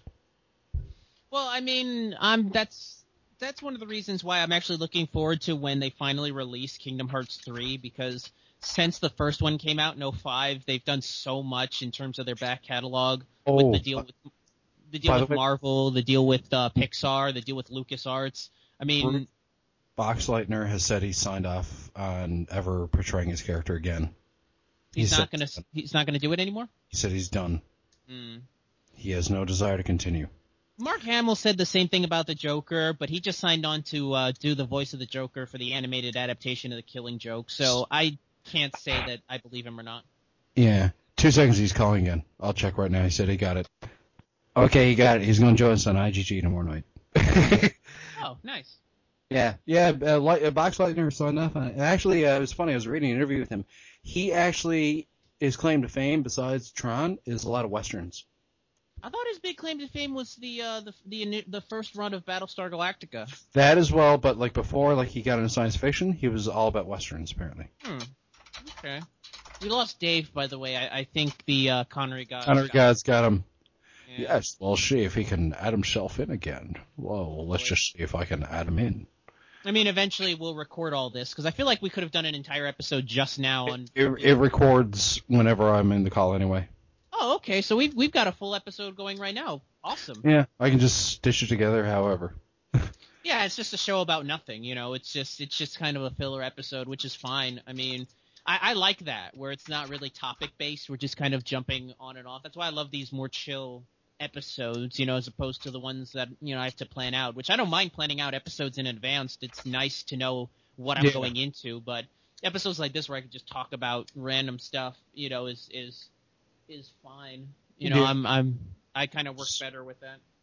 I just wish Jason picked a better time to be calling, but he's going to join us on IGG. But yeah, it's a little bit more off the cuff doing this, and that's what I like. I'm going to see now if I can add Dave back into the call. Come on, British Telecom, don't let me down, because you're letting Dave down all night. God, these cores are going in too fucking good. We got, see, it's funny, here in Canada, or at least in my province, regular cores is like a specialty beer. You got to buy it in the liquor store. Silver Bullet, Coors Light, you can buy in any gas station. Which is funny, me and Ben Roland actually had a bit of a conversation on Facebook today about it. He's in Ontario. In Ontario, you can only buy beer in a fucking I distinctly beer recall not mentioning the Connery gods. No. Oh, fuck. Oh! You're allowed one. No, I was just telling him we were talking about the show and everything like that, and I got on the subject of drinking. Excuse me. Speaking of which, Wendy Pops, as you say, twice, excuse me. You can buy Coors Light in any gas station, whatever, at corner stores, whatever. Pretty much any convenience store can sell beer. But where Ben Roll, me and him have a conversation about it today. I did a post from work about like, yeah, come into the store. We got, you know, hot dogs and cold beer and all that. He's like, cold beer, you say. In Ontario, you can only buy beer in a from the beer store or the liquor store. Yeah.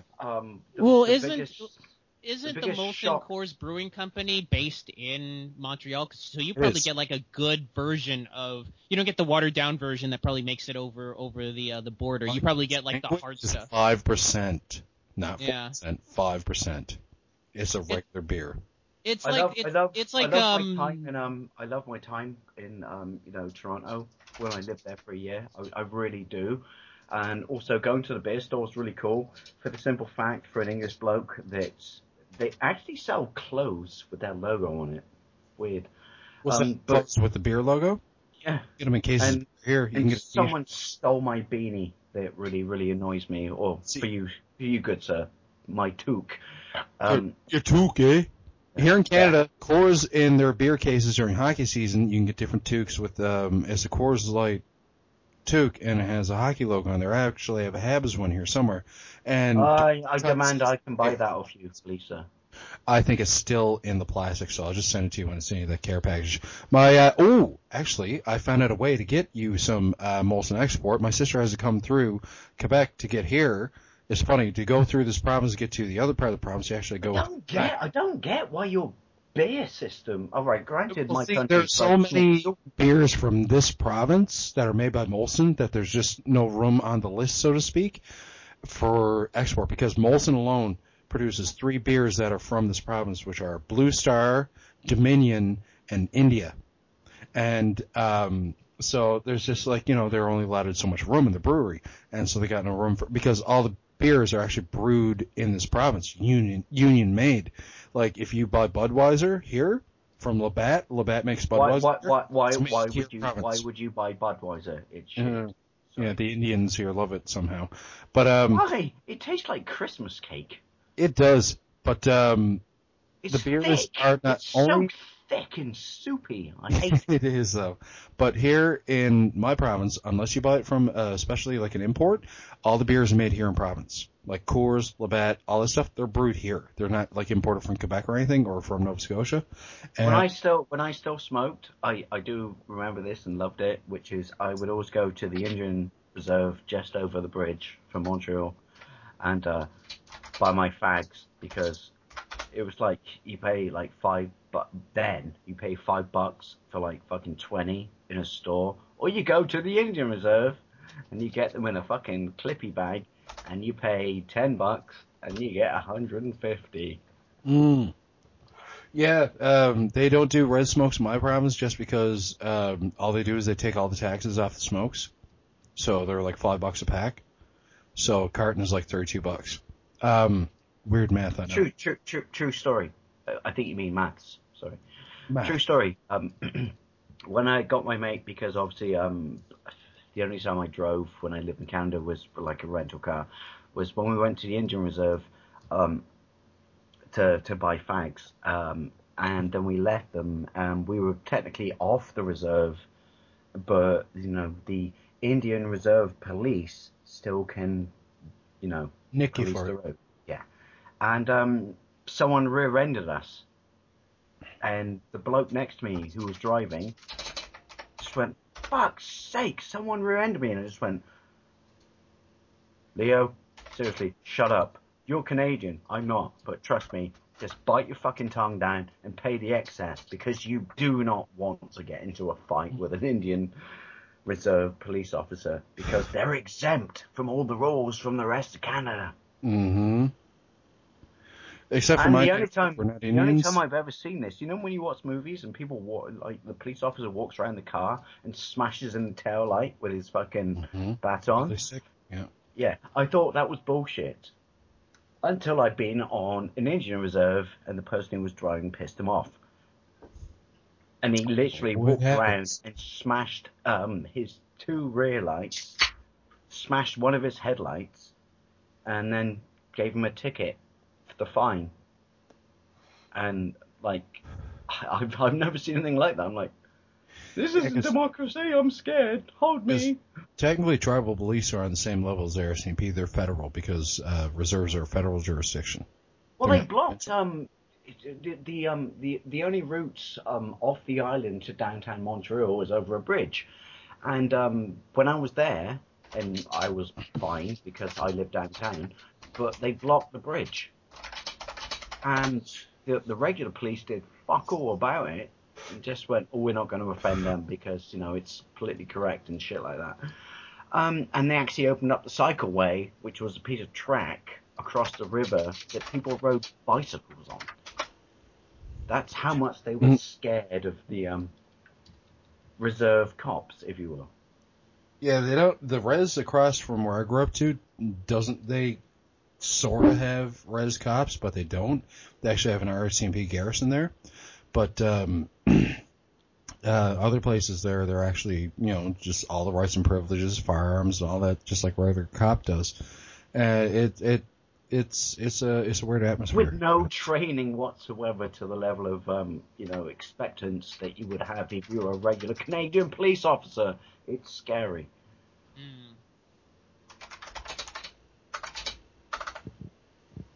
One of the scariest things in my life as well was when I came back from the pub. It was I had half a day off work, and I think it was during the European Championships for Liverpool. And I came back to my apartment, and the entire road was ticker taped off. And at least this bloke spoke English, so I'm not gonna hold that against him. Just went, "You cannot go into that building." Like, but I live there. I want to go home. "You can't. There's a bloke in there with an arm." Like, what arm? I got two of them. And it was like, "An armed weapon, you moron." The gendarmes told you he had an arm. So what do I do? And he goes, "You got to kill some time." And I went, "Right, fuck it. I'm going back to the pub." But yeah, there was a bloke in my building, and what I felt really weird and worried about was there was a bloke in my building when I lived there with a sawn-off shotgun, because they arrested him and it was on the news the next day, And it's like, well, you're stopping me from going into the building, but what about all the poor bastards who are in there right now? Who's...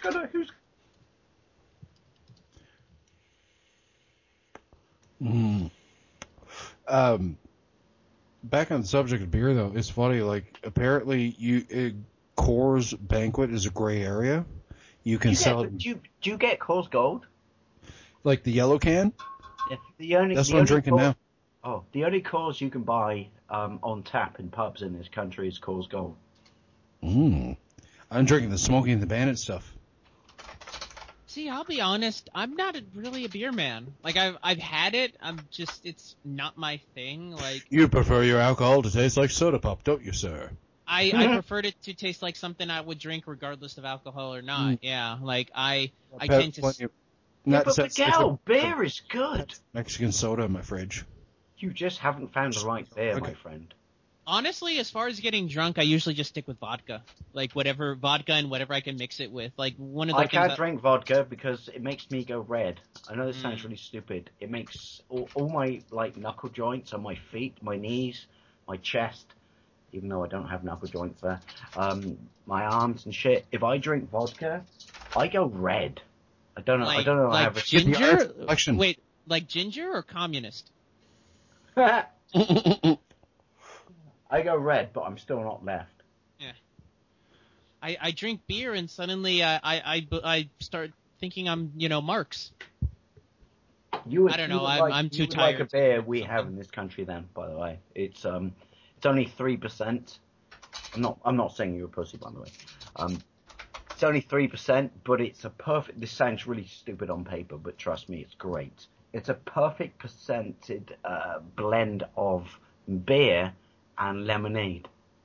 Oh, we have something like that. Coors iced tea. It's half Coors, half iced tea. Yeah, it's called half Foster's Rattler.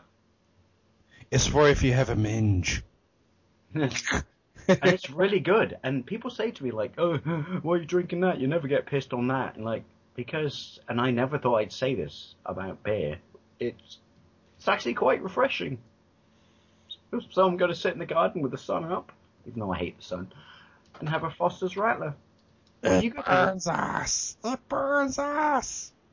Over here in the States, we have Mike's, which is, the hard lemonades. We get that too.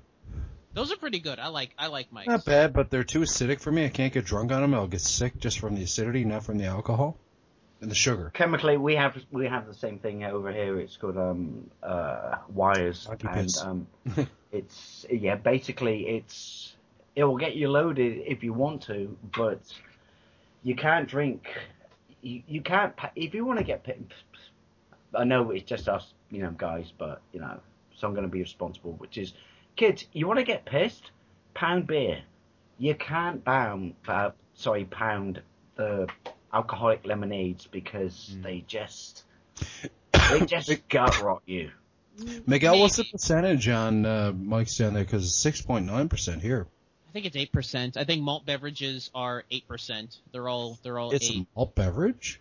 Yeah, I think Mike's might be malt based. I know Smirnoff is malt based. I thought Smirnoff was vodka. I demand a spin-off from this show where you, me, and Miguel talk about beer. Well, like I said, I'm not very versed in beer. I think the only beer I've ever drank was Heineken, and it was my 21st birthday. They gave it to me. I'm like, oh, this is not very good. And then they started giving me vodka, and I'm like, oh, this tastes great. Especially when you mix it with. Oh, Miguel, drag your ass to England so I can take you around all my local pubs. We gotta do crawl. We'd have to do crawl. And it sounds really, really gross, but it's not. I would like to introduce you to beer that's served at room temperature. Mm-hmm. Ale. There are some beers you got to serve room temperature. Don't serve them chilled. Buckham. There's a pub down the road from me, right, where they it doesn't come from like a traditional tap. There's barrels behind the bar, and they have like a little scale in front of them, and he puts the pint glass on it, and he literally opens the tap on a barrel, pours it into the pint glass, and shuts it off.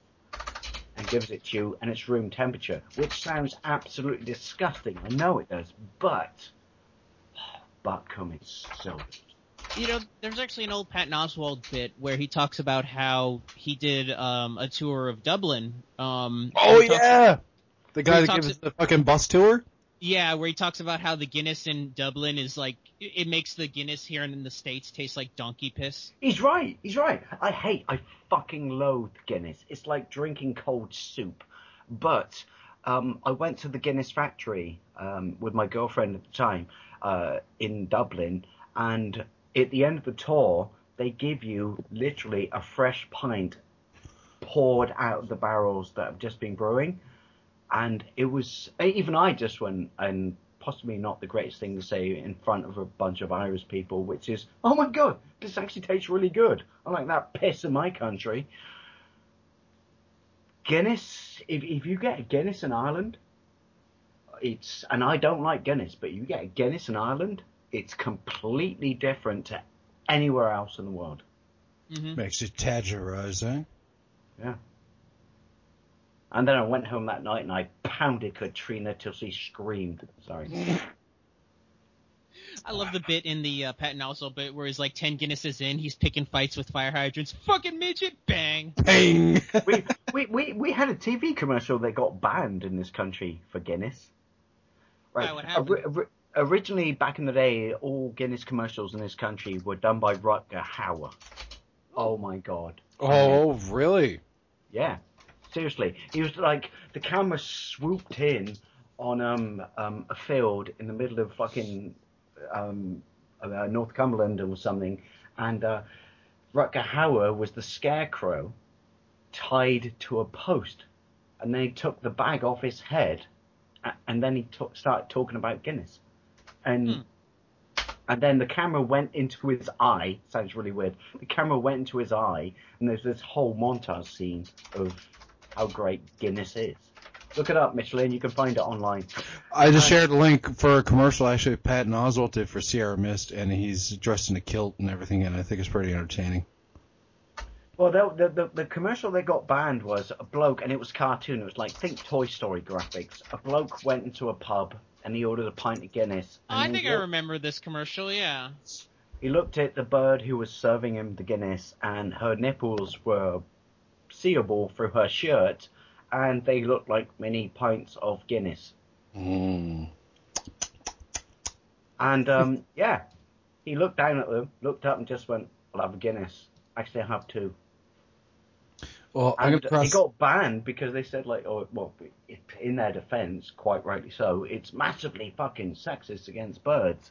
But people always forget this. You know a bloke who's watched that commercial. When you say, do you remember the commercial from the mid-90s about the bird in the bar, and the bloke orders Guinness, and you can see her nipples, but they look like Guinness pints? I totally remember that commercial. And, yeah, Winnie Pops. It got banned. I'm going to cross the street here between the British and the Canadian, and I'm going to go for a wicked slash, eh? Beauty, eh? Yeah. Getting away, fucker! I gotta go piss. Miguel, you ever drag your ass to my side of the pond? I will take you on a pub crawl that will make you cry. Oof. I haven't been on one of those in such a long time. I used to do them. It's all right. We can drink vodka. No. I haven't. Well, no. You like can drink vodka. I'm going to drink beer. Sorry. Yeah, I haven't. The last time I did that was in my college days. I used to go to the downtown area, which is where they would have like all the clubs and whatnot in the area. And I mostly, not even my college years. I think it was like right as I got out of college when I had to move back to the countryside. I would just do it just because I needed to get some like culture, and that was the closest thing we had to culture. It was part of the movement, if that makes sense. Well, I mean, when I was living in the countryside, there's nothing there. It's all just farmland and Walmart. So once in a while I would have to like take a trip out to Orlando and kind of do stuff that had to do with like, lights and sounds and buildings. It was almost like an immigrant going to like New York for the first time. It was just like this amazing thing where it's like, oh God, there's life and things happening, and then I would go didn't back realize and this shit existed. yeah. It was, but I would do that. I would like make it a point to spend a Friday night and just hop from club to club, drinking as much seriously. as I could. And same for you, Michelin. You guys ever drive your ass over the pond? I can't give you a bed, but I can give you a couch. Oh, I'll if I go over there, I'll go buy a BYO bed if I have to. Nice. Don't worry. But seriously, as long as we go, you ever drag your ass over the pond? You're more than welcome to, crash on my couch and have a cheap holiday if that makes sense. Well, I'm coming to Bristol at some point. Because you're coming here at some point too, fucker. Come to Bristol and then you're just going to look at me and just go, is he speaking English? No, No, me and you are going to go find some shit to throw at the chavs. You're but no. Oh, trust me, it's such a just for you guys. It's such a soccer town because we've got Bristol Rovers and Bristol City, and you gotta tell me what colours to wear so I don't get mugged. Yeah, well, when I wear Bristol Rovers shirts and I walk around my neck of the woods, because I always thought about this now. I go over there with a Canadian accent. Will the birds go all over me like they do over here with guys with a British accent? Can't promise that. But I'm also native, so I can tell them I'm Inuit, because I am. It's not so much an Eskimo roll, it's more like rolling right Inuit. Yeah, pretty much. But unlike that Corky and the Juice Pig song, I'm not the only gay Eskimo in my tribe, because I'm not a gay Eskimo. Bacardi and Coke, McPanway. My fond way, I have a Bacardi and Coke. Now you sound like someone speaking tongues. No, that David Thomas character on Little Britain. My fond way, I have a Bacardi and Coke. Just, one of my biggest fucking piss-off is Daffyd is Welsh for David. Yeah. And I get so much shit off that. Oh my god, somebody shared a picture there the other day. They're trying to show that, like, all the rapes are because of the Muslims moved all these areas and all these rapes are there, but you see nothing in Wales. It's like, do you notice anything? Because, yeah, Muslims hate Wales. And somebody commented, was like, doesn't everyone? Yeah, we do. They have sex with sheep, for God's sake. That's so unnatural. It reminds me of that fucking Garth Ennis written Preacher comic about Harris Star or whatever, and he was at some party and it just shows him reacting to people saying stuff, and he's like, no, Madam Prime Minister, I won't be popping down under anytime soon. If I wanted to see a bunch of sheep shackers, I go to Wales. It's closer. You know what the worst thing is, though, right? If you have to drive to Wales across the bridge that goes across the sea, you have to pay. But it's You have free. to pay to go to Wales? Yeah, exactly. Oh, what a sucker bet that is. Yeah. But it's free to come back to England. Well, I guess that's like the clause. If you don't like it here, you can leave for free. It's not a prison. I took it's way back on my timeline, but I took a picture of "Welcome to England," the sign on the side of the road. And I took a picture on my phone and just went, "Yeah, I'm with him. He knows where it's good." Charge me £11.50 to go to Wales? You should be giving me £11.50. That's over a tenner just to walk into Wales. Whew. What are they spending on? Sheep. I think so. Condoms for sheep so they don't knock them up. And I, not for my job, but for my union stuff, I have to go to Wales quite a lot because, Oh. With you. And I just... Every time I think of Wales, I think about that Futurama episode with the original cast, and Scotty's not there. They have Welshie instead. do you know what the greatest joke in the world is, but they don't get it? Is every time I have to go to Wales, and I'm usually a passenger in my union manager's car, every time we cross the border, I say, Moby Dick! Anyone else get that joke? Anyone else? No. I never really read the book by Herman and Melville. All I know is, call me Ishmael. I'm just busy trying to find that banned Guinness commercial Dave Oh, mentioned. I'll find it for you. Hang on. Because I found the ending of it on YouTube, but the full uncensored version isn't on there. Did you find the Rutger Hauer ones? Yeah, I saw the one with the scarecrow that popped up. That's genius. I love that.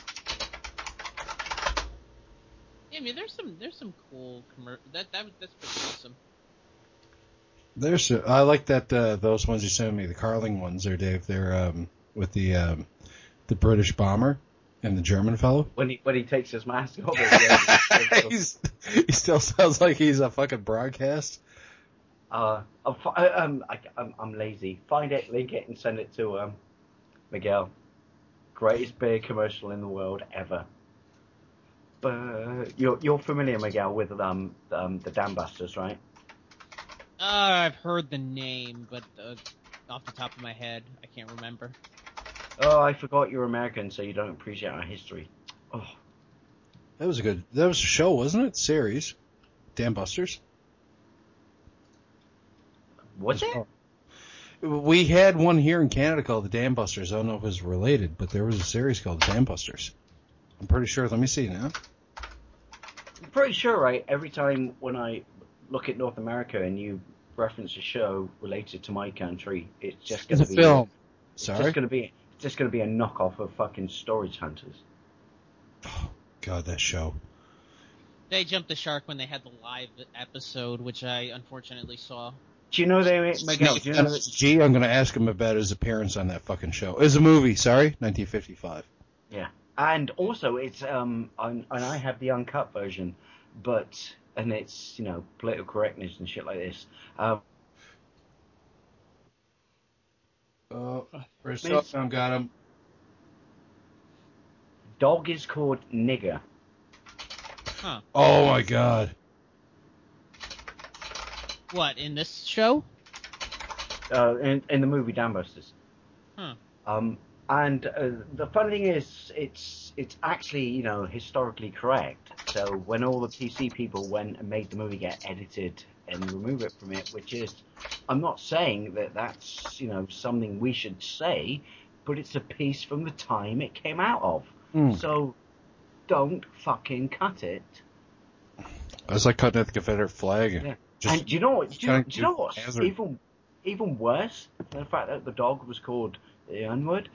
Even worse than that they didn't give a shit about, like the RSPCA and all the people who love animals, which is, why the fuck was a dog on a bomber flying over Germany?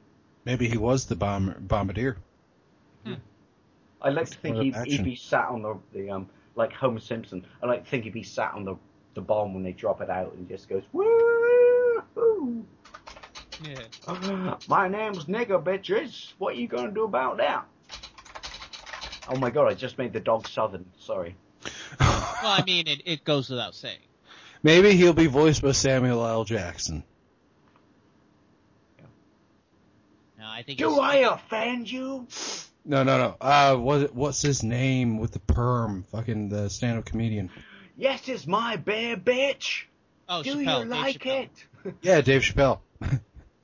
You know what? At this point, I wouldn't be surprised if he started voicing animals in movies. That's kind of like the sixth layer of hell. But do full hardcore Chappelle. That would be great. Yeah. Do Dr. Doolittle, but he's dropping F-bombs. Chappelle, what happened to you? Help me find my daughter, little Chappelle monkey. Fuck that shit, motherfucker. I got Fuck your couch. Fuck your couch. He'd do like the Rick James. Cocaine is a hell of a drug. You ever hear the remix somebody did of they took the Dave Chappelle sketch, that one, and the fuck your couch part, and they made a whole song out of it? Fuck your couch, nigga. Fuck your couch. I can't feel my legs. I can't feel my legs. Darkness is. What am I going to do about my legs, Eddie Murphy? You punched me. I don't know what segment of him. That was 5 weeks ago. I still don't know what segment of his I like better, him or the Training Day parody they did with what's his name, with Wayne Brady.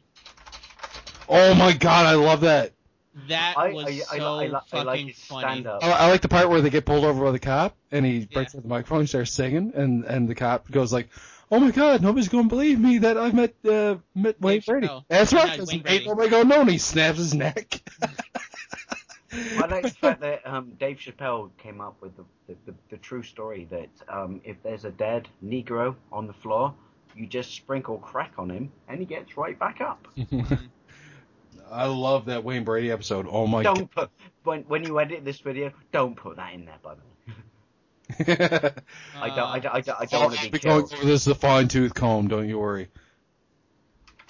Fuck your couch, nigga. Fuck your couch.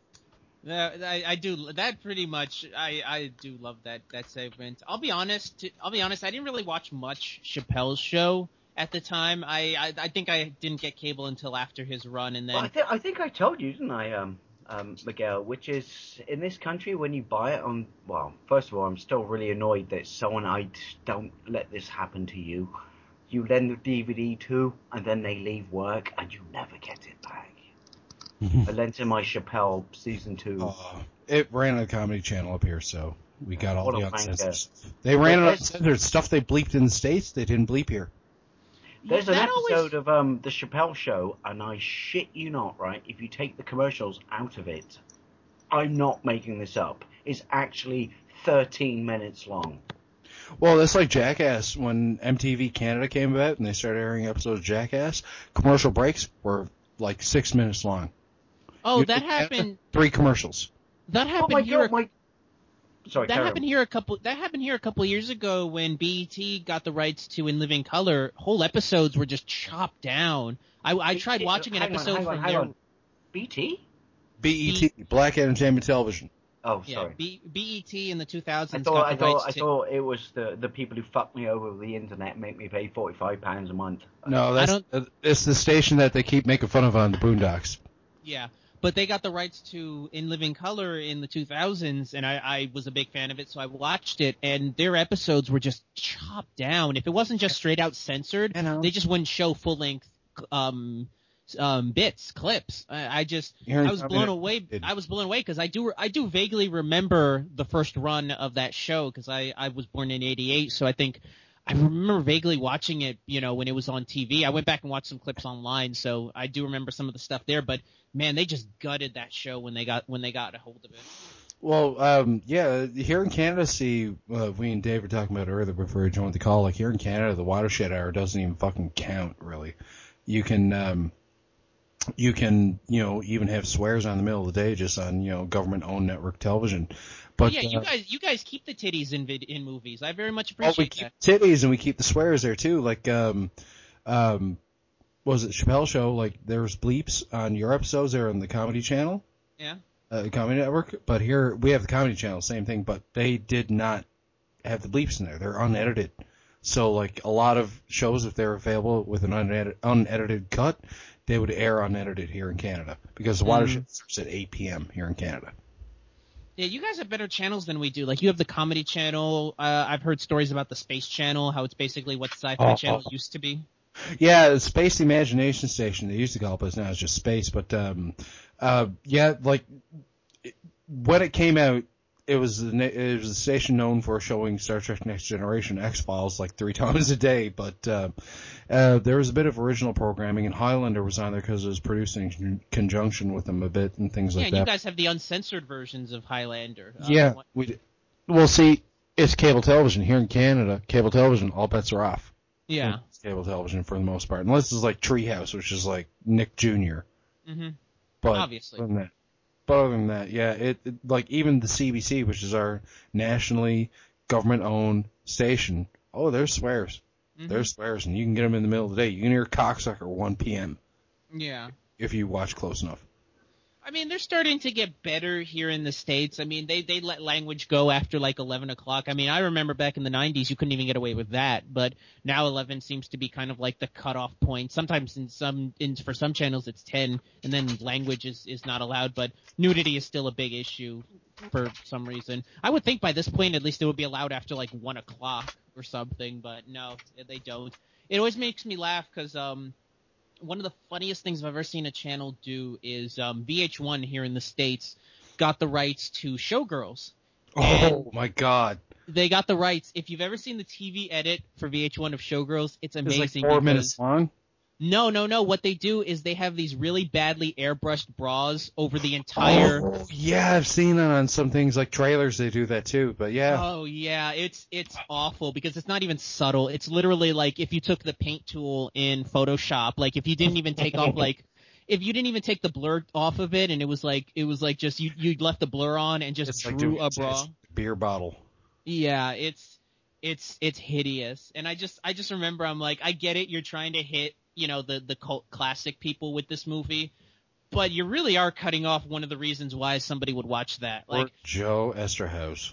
Oh, well, I mean, he did burn his bridge with Burn Hollywood Burn. I mean, that pretty much was his indictment of Hollywood in general. But, man, I'll admit this, they were, when they first did this, it was during those awkward years of sorts. So when I heard they were airing Showgirls on TV, I was like, fuck yeah, I'll watch that. And then it happens, I'm like, what the fuck is this? I was like, I was so deflated, literally. I didn't know what to do about it. I just randomly, just to say, I'd love to see a conversation between Joe Esterhaus and John Waters. I would love to see a movie between those two. That'd be interesting. Oh my God, 2 hours of them just sitting down over coffee and cigarettes, just talking. Not just about, all the filth that they made, which I love, but just, Fucking their experience. Sorry. Welcome back. Fucking Connery Gods. Yeah, Esterhaus is one of those guys, he's got a real history behind him, but I don't know. I watched the E! True Hollywood story on him years ago, too. And, man, Son of Immigrants and all this stuff, a success story in some ways. Yeah. Man, the E! Channel. I'm so embarrassed about this because you know how I just mentioned the whole, awkward years that I went through. It was because of that I got hooked onto the E! Network because I didn't have my own internet connection, so I basically had to go off of whatever was showing at the time. And I think Stars on Wild On? Yeah, basically, I had to rely on I'd be up at midnight and they would show the Wild On series, or I think Stern was still on about this point. Oh my God, you were like Wes Waldo, but in internet form. Yeah, because I didn't have a computer of my own. I didn't get my own internet connection and computer until I was in college. My parents just didn't have it, so I had to rely on that. I think The Girls Next Door had just debuted, which pretty much got me through high school. College. I remember college. All I did was get high, not go to class, and watch episodes of Pete and Pete. Oh, I had to go to class because I was spending $60,000 to $80,000 on school. I might as well try to get an education out of it. Well, technically, I do have an education out of it. I just didn't go there all the time. And when I got caught up in being tardy, it's like, what are you doing? And I was honest. Like, what are you doing? Your attendance record is terrible. I went, because it's not my fault. I love Nickelodeon when it was still good. Yeah, not anymore. I actually found the Adventures of Pete and Pete, by the way. Yeah. Sorry. The guy who played Artie on there. I knew you were going to say Artie. Yeah, he's one of the main characters on *Halt and Catch Fire*, one of my favorite shows. He's also was Cotton and Khan on *King of the Hill*. I had a very uncomfortable conversation with my ex-girlfriend because my DVD collection in Canada is massive and still at her house. And I just said, one day I sent her an email, which is, you can hate me. We broke up on uncomfortable terms. Well, you say Commodore? You broke up with her on the 64? Yeah, I got deported. That's not your fault. But can we put this stuff aside because there are 2 discs I really need for my DVD collection? And she came back and said, "What do you need?" And I went, "Please send me a complete box sets of the Adventures of Pete and Pete season 1 and season 2." And she did. Yeah, that was during that period where anything owned by MTV was willing to take risks, because that was still during the period where Nickelodeon was under. To me, yeah, Pete and Pete to me, it's not a kid show. There's so many not. dark themes. It's like that. Like I said, the Problem Child movies. They're really, when you look at them, they're not for kids. Well, I mean, didn't Problem Child come out in the late '80s, right? Yeah, early '90s. Yeah. That was I mentioned this on either my show or I talked to Burhan about it. There was that weird period in the late 80s to early 90s where you had a movement of very dark directors, and I don't mean dark as in like, controversial or anything like that. I'm talking about. I know what you mean. You like pushing the subject matter towards an audience that it's not clearly intended for.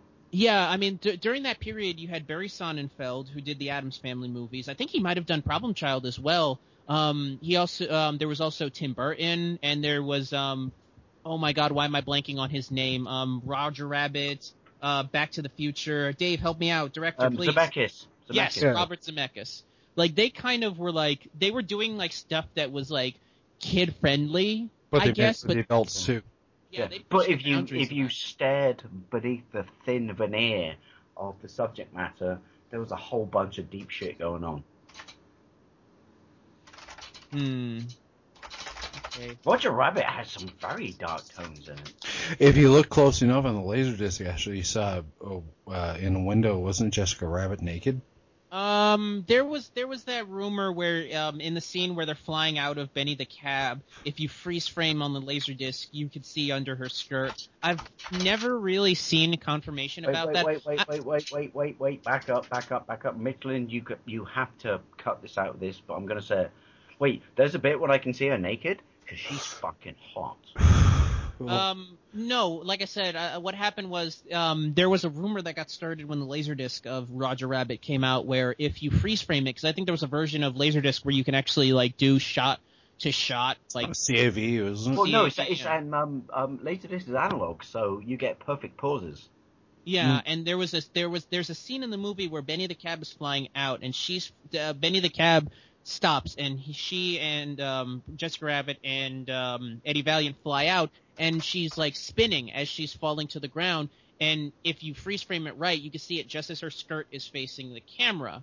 And I've never seen confirmed evidence of this. It's only been anecdotal, so I don't know. But I mean, it's sold a lot of copies of. There's a bunch of fucking. I shouldn't say this because I'm rapidly approaching 40. Sweaty 40-year-olds in their fucking rooms right now, looking at their laptop, and wiping their palms over. Carry on, Miguel. Where did you say said They're scene using was? Doritos for lube. Are you kidding me? In the DeviantArt era, that stuff is already out there. There's probably better drawn Rule versions. 34, isn't it? Yeah, well, I mean, like I said, either DeviantArt if you don't want to go that route, or obviously there's plenty of Rule 34 forum sites. Not that I would know. Man, with Jeff. DeviantArt, there are versions of Jessica Rabbit with a dick, so. Yeah, definitely. But yeah, I was actually seeing who directed the Problem Child movies because I want to make sure. The second one was directed by Brian Levant, who, oh God, he was the guy that did Christmas Story 2. Forgot about that. I heard that was such a fucking travesty. That was, I think Brad Jones actually said it best online when I looked at his review. It was basically like if they made a Christmas Story porn but took out all the sex scenes. Like it's on that level.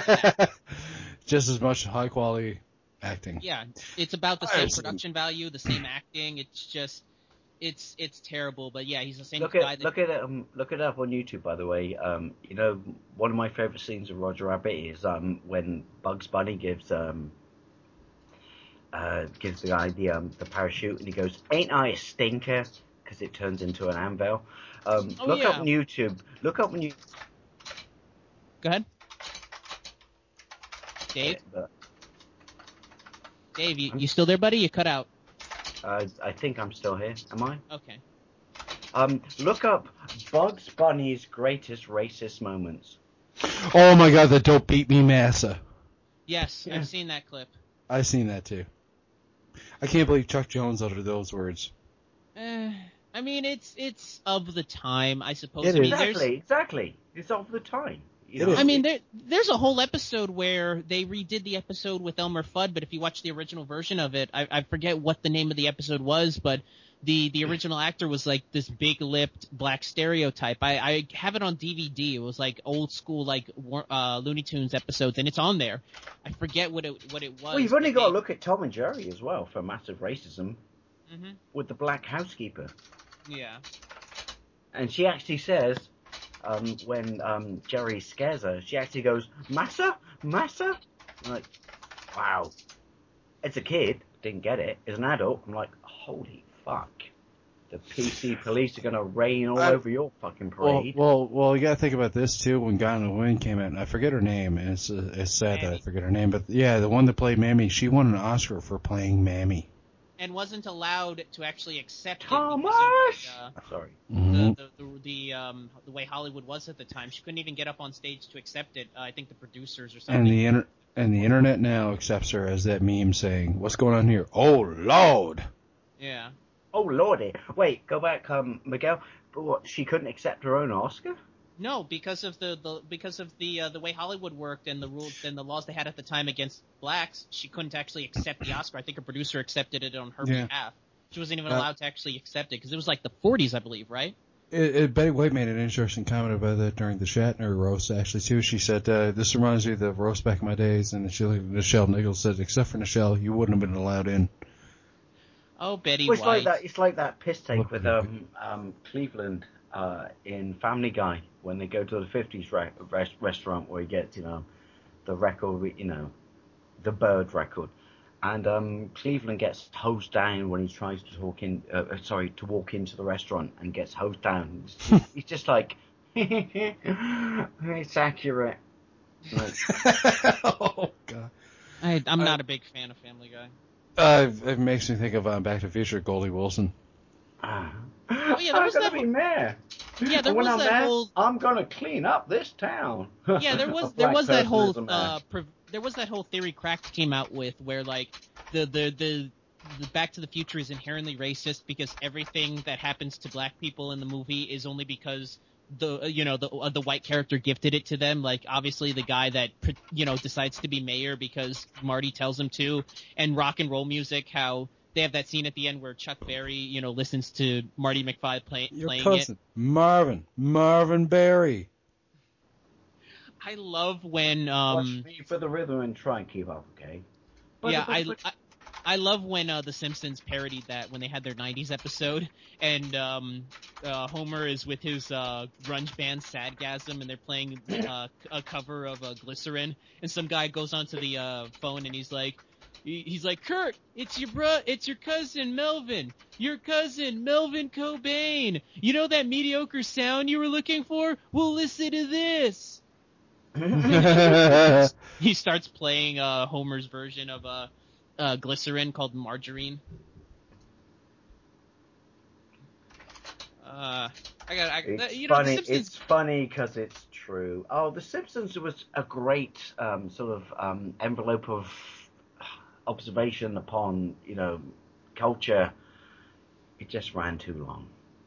When you had the original writers like Sam Simon and when you had the original it kind of became the case like Family Guy when those original core writers started leaving and the new writers came in. They didn't understand how to write. And they got a lot of them back because they just broke their fucking checkbook out. Well, they got them back for the movies. That's why the movie, although I've heard they are considering a sequel, they got the writers back, and you can tell. I've actually been watching a channel on YouTube, which at some point I do want to get this guy on our show if we ever do an animated episode again. He, reviews cartoons and stuff, and he actually makes a huge parallel between shows like Family Guy and The Simpsons, and one show that he loves to actually review is SpongeBob, where he talks about how you can see the moment where these shows stopped being funny. You can almost tell the moment where you can tell they weren't being written by the same people anymore. Like for Family Guy, you can tell... The pen is in the sand. It literally drops. Yeah. Like for Family Guy, you can tell the moment that Seth MacFarlane stopped writing the show. I would say like after the first season when it was brought back, you can kind of tell he just was not writing it. For The Simpsons, I would probably say the other two... I actually said this against Watch Mojo. I like Watch Mojo with their top 10 lists because I love top 10 lists, but they did their top 10 list of animated shows, parodying real movies, and I was like, no, you can have Blue Harvest, you can have that, it's Family Guy, you can have Blue Harvest, but the other two were shit. Yeah. Well, I mean, as we're starting to see more with movies like Million Ways to Die in the West, and even to an extent Ted 2, which I heard wasn't that good. I love Ted 2, sorry. I love it too. But it's written more like an episode of Family Guy. That's what I like about it. I like the offshot. But in the right jokes way, there. because A Million Ways to Die in the West was shit, but Ted 2... I liked it because he was trying to capture the whole Blazing Saddles feel, so I'll give him that on it. I didn't think it was a horrible movie. I thought it was bollocks. But I'm just not a fan of non sequitur cutaway humor. I think it's fine. Oh, no. Seriously. But I live as a non sequitur. That's why I like it. Ted 2 actually has quite, involving, sucking you in story behind the back scenes. I like the one part where they're trying to get the sperm, and they go to, what's his name, the football player's place. A full spiral. Yeah, I know, right? He tells about, he's like, take your teddy bear with you. He's like, holy shit, perfect spiral. Like, the guy's just, like, totally in awe of this guy the whole time. And, like, when they lift I'm cheeks, sorry, like, I have to do it right now. I'm sorry. Hey, you lawyer guy. Like, the thing I think that would have been redeeming about Transformers 4 if they threw Ted in there is, like, the part where Mark Wahlberg's like, I think this is a Transformer. And Ted just comes out with the bong. He's like, oh, sweet, let's get drunk and high. And they cut through the whole montage, and, like, they're doing different things. And, like, they're cow tipping, and, like, Optimus Prime tips over a statue of a cow or something like that. See, you I don't actually know that me and Johnny are watching you. I actually like the fourth Transformers. I actually think it's the best one in the series. I do like it. I do. It kind of does a bit of self-parody. I like Stanley Tucci's character in it, like where they're going running through in China with the big the bomb or whatever. He's like, I just got really annoyed that get the fuck out of it in Chinese. Yeah. Well, here's the thing. Dinobots enough. Well, here's the thing. I made the point of it when we did our Michael Bay retrospective. All of the problems I had with 2 and 3, which were just the awful sense of humor and all the shuck and jive kind of two-dimensional comedy characters that they had in those movies, really wasn't that much in 4. Like, they seemed to take it a little bit more seriously. It was almost on the same level of 1, which I still love. I think the first one's great. I think it was good because they kind of refreshed the cast, if that makes sense. Yeah, honestly, they would have won me over just with the fact that they replaced Shia LaBeouf with Mark Wahlberg. Just that change alone was like, all right, you've won me over. Can you keep me? And the movie kept me. I like how he was so buff and he's like working out and drinking protein shakes just randomly. He was on a talk show recently in this country and with Seth MacFarlane, and the talk show host actually said to him, do you still remember the Thunderbuddy song? And him and Seth sang the Thunderbuddy song. He sang it? Yes. Oh man, I would love to just like if I ran to Mark Wahlberg, I'd be like, dude, I don't want to I want to film you and me on the iPhone singing the Thunderbuddy song together. That's what I want. That works. Yeah. Totally better than autograph. They had Seth MacFarlane and Wahlberg on the same couch, and the interviewee, or interviewer, I should say, said, I'm sorry, but the elephant in the room right now is, can I ask you to sing Thunderbuddies? And they sang it, and it was so good. It was so good. And they even put their middle fingers up to the camera. Fuck you, Thunder, you can kiss my ass. To me, Wahlberg won me over with Pain and Gain. I love that movie. I like that movie because it was all about failure in a way. Oh, and I said it before when we did our Bay retrospective. I don't know if you were there for it. I think it might have been one of the first episodes you did, Dave. But when I talked about I was there. How that movie that movie was pretty much stolen by The Rock. He pretty much stole the movie, and he's my favorite part of that whole film. I hadn't watched that movie until that cast, and then I made a point of going downtown, literally the next day. Fuck you, Miguel. You cost me a tenner. I went downtown next day and bought that movie, and it's fucking amazing. It's Bay's best. I like the Rock character in it though, like the part where he's like behind the thing or whatever, and you hear him snorting coke and like. I just like the fact that the movie's brilliant, and the characters you fall in love with them, but they're failed wrecks of who they could be. Yeah, you're not rooting for them, but you're so entranced by what's going on, you want to see where it's going. Like you want to be along for the ride. Yeah. I really do love that movie. I think it's Bay's best. I know a lot of people put like The Rock or Bad Boys. I say his best is Pain and Gain. See, that's the good thing about some agree with directors. you. Like I agree, totally. Yeah, I agree too, because there are some directors that make their name on a big thing, like, there are some guys who make their name on action, they make their name on drama, but they have a hidden talent for comedy. They make their name on the Even stuff that comedies. they aren't necessarily connected to, if that makes sense. Well, Because here's the thing about Pain and Gain, and I think why Bay was perfect for the role is that whole movie kind of is a parody of what Bay represents, the big, flashy, overindulgent lifestyle. Like so Mark Wahlberg's character doing curl-ups on a billboard sign. Yeah, like it was almost like he knew he could do this to kind of take the piss out of himself. Look at us, we're out of control. Yeah, it works. I mean, it really does, and I love the movie because of that. It's a great movie. I got to get a copy of it at some point. They were selling it discounted during Black Friday last year. I really hope it gets on the list this year. I'll send you a copy if you want. You can buy it Asda right now for £3 on Blu-ray. Yeah. Oh, I'm gonna have to look into that because it's still like $9 here at Walmart. Plus also Blu-ray. Standard, the whole kind of region description they did, which is A, B, and C. Yeah. They've completely dropped it. Oh, really? Yeah, I buy all my movies for the movies that I want from the States. Like I bought my copy of Last Starfire from the States. Great movie, by the way. Oh my God, I love The Last Starfighter. And I bought my copy of Enemy Mine as well from the States. And yeah, because you guys are on Region B and we're on Region A. Because I'm looking at the list right now. Europe they've dropped it. They've dropped it. Well, they've not entirely dropped it. It's dependent upon the companies that release the movies. But every movie that I've imported from the States, all right, granted my Blu-ray is hacked.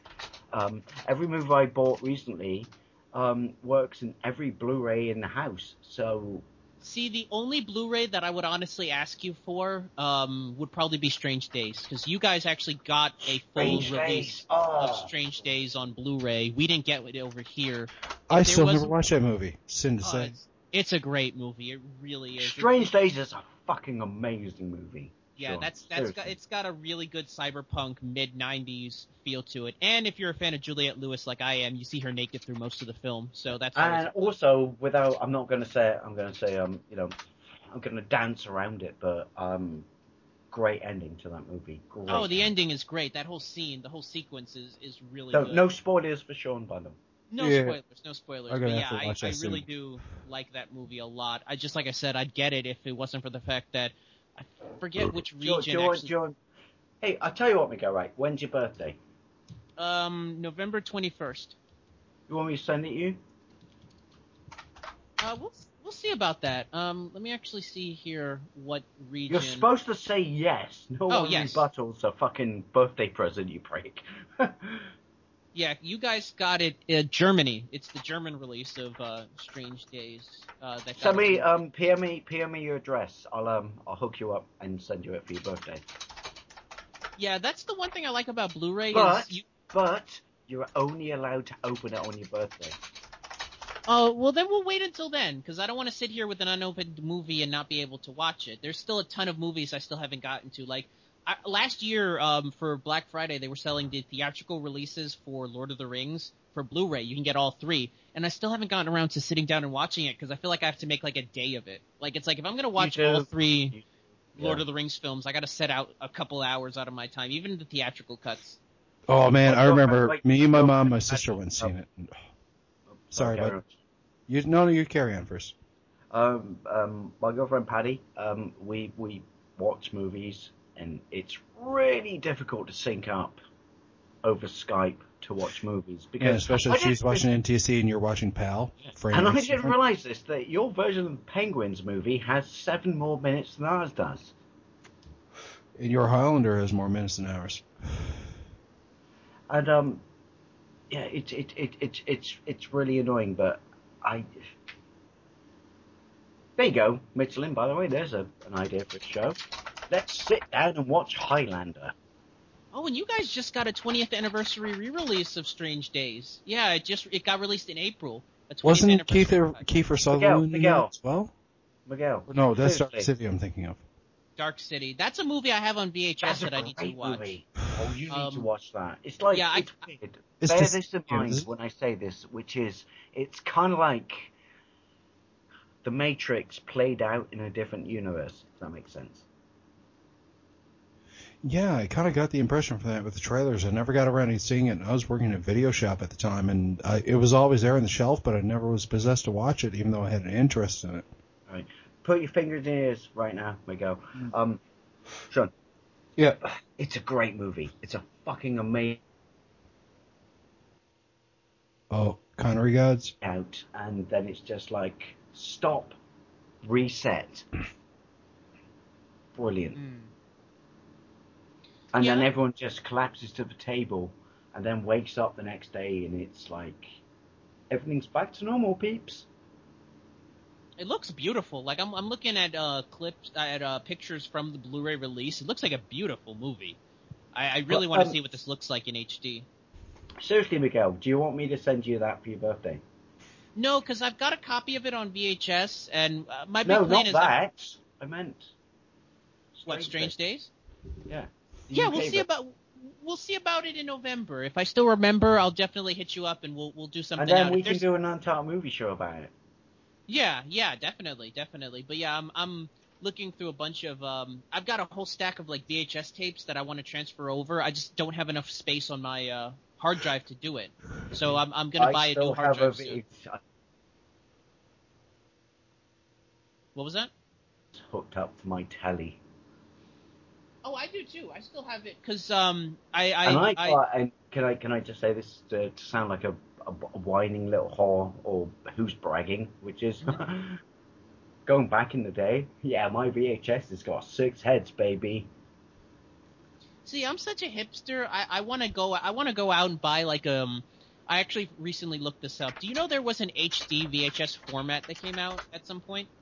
VHS HD was a digital format of VHS. Hang on, isn't It was backwards compatible.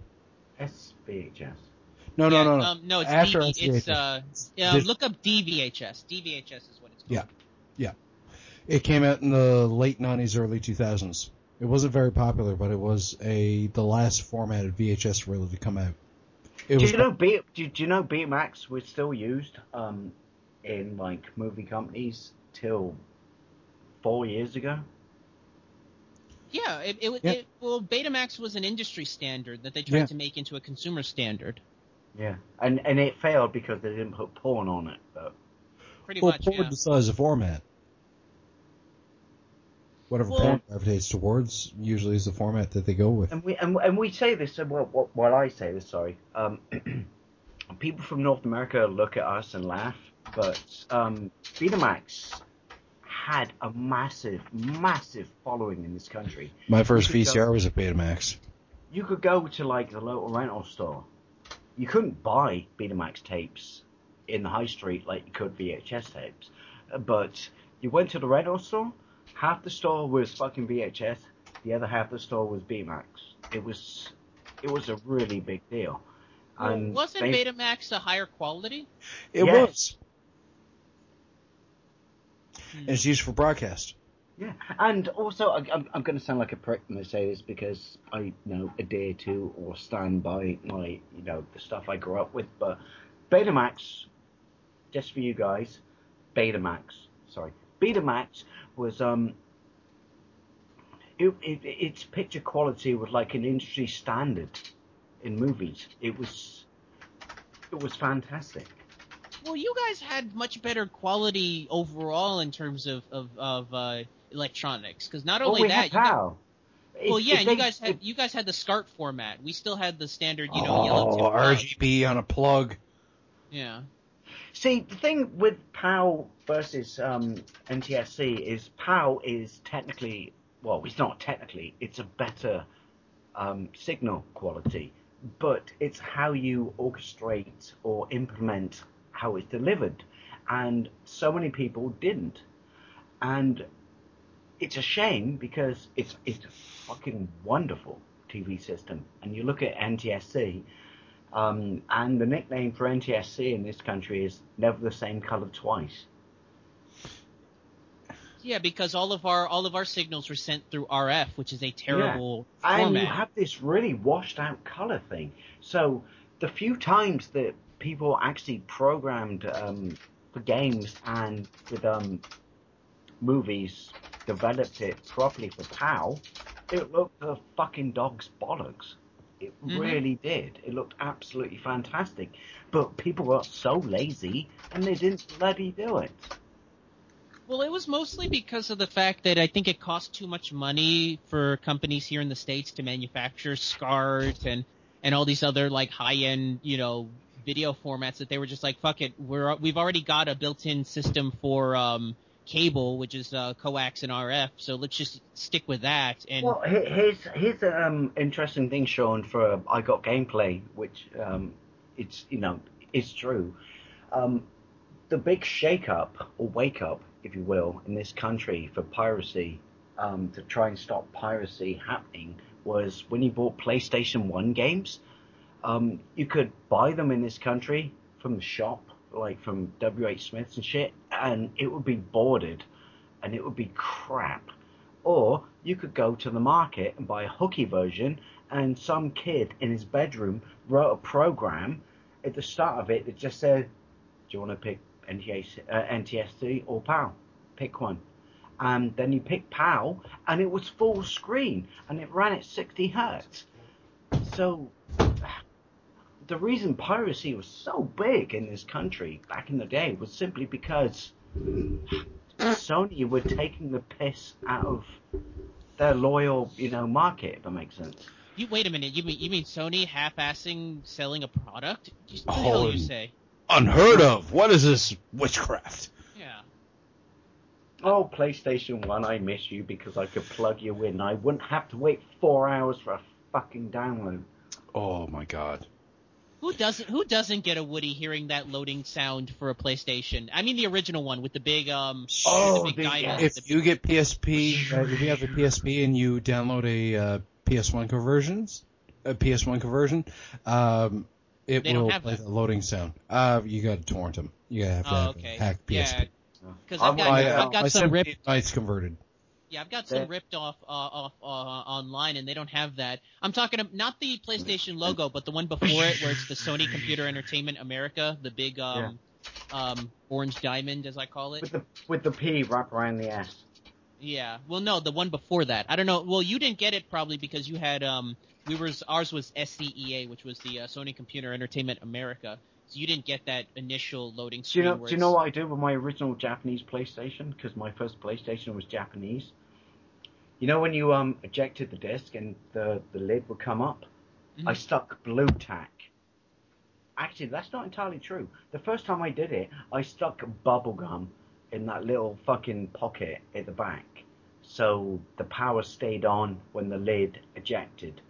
Yeah. And then I would put on my Japanese disc, and then I would rip it out and put on a UK disc, and it would load it. The only problem would be was it would load the music track in the order of the Japanese game. So I would play UK games. I'm like, why are you quiet right now? But yeah, I love my Japanese PlayStation. I still have it. I love my Japanese PlayStation. I was actually looking back. I was doing research on interesting hacks and stuff you could do for a PS2 because I still have my slim PS2 and I was like, I don't do anything with it anymore. So I was looking for hacks and stuff. And did you know at one point Netflix actually supported the PS2 very briefly?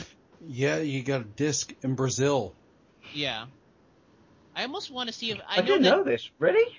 Yeah, yep. in Brazil they had it supported where you would connect your PS2 to the internet and you would put in a special adapter disc and you can actually use Netflix through the PS2. It was only available in Brazil, and I kind of wish I'd have known that earlier because I would have loved to have had Netflix on my PS2 back in college. That would have been kind of cool actually. But if you try to do it now, even if you rip a copy of the disc, it doesn't support it. It'll say it's no longer supported. We initially did that until they had a dedicated app.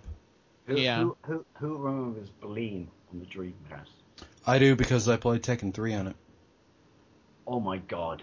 What, Bleemcast? Yep. I haven't gotten that. It yet. looked I've amazing. Heard of it.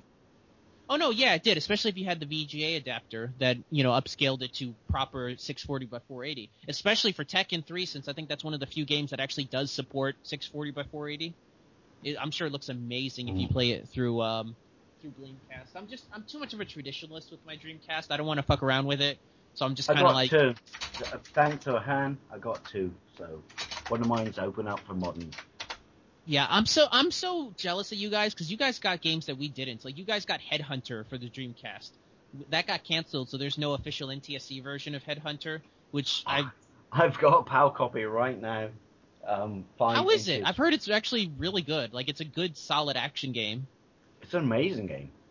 There was a port on PlayStation 2, I think. Yeah, there was a PS2 port, but it was originally going to be sent to the Dreamcast, and then they got rid of it.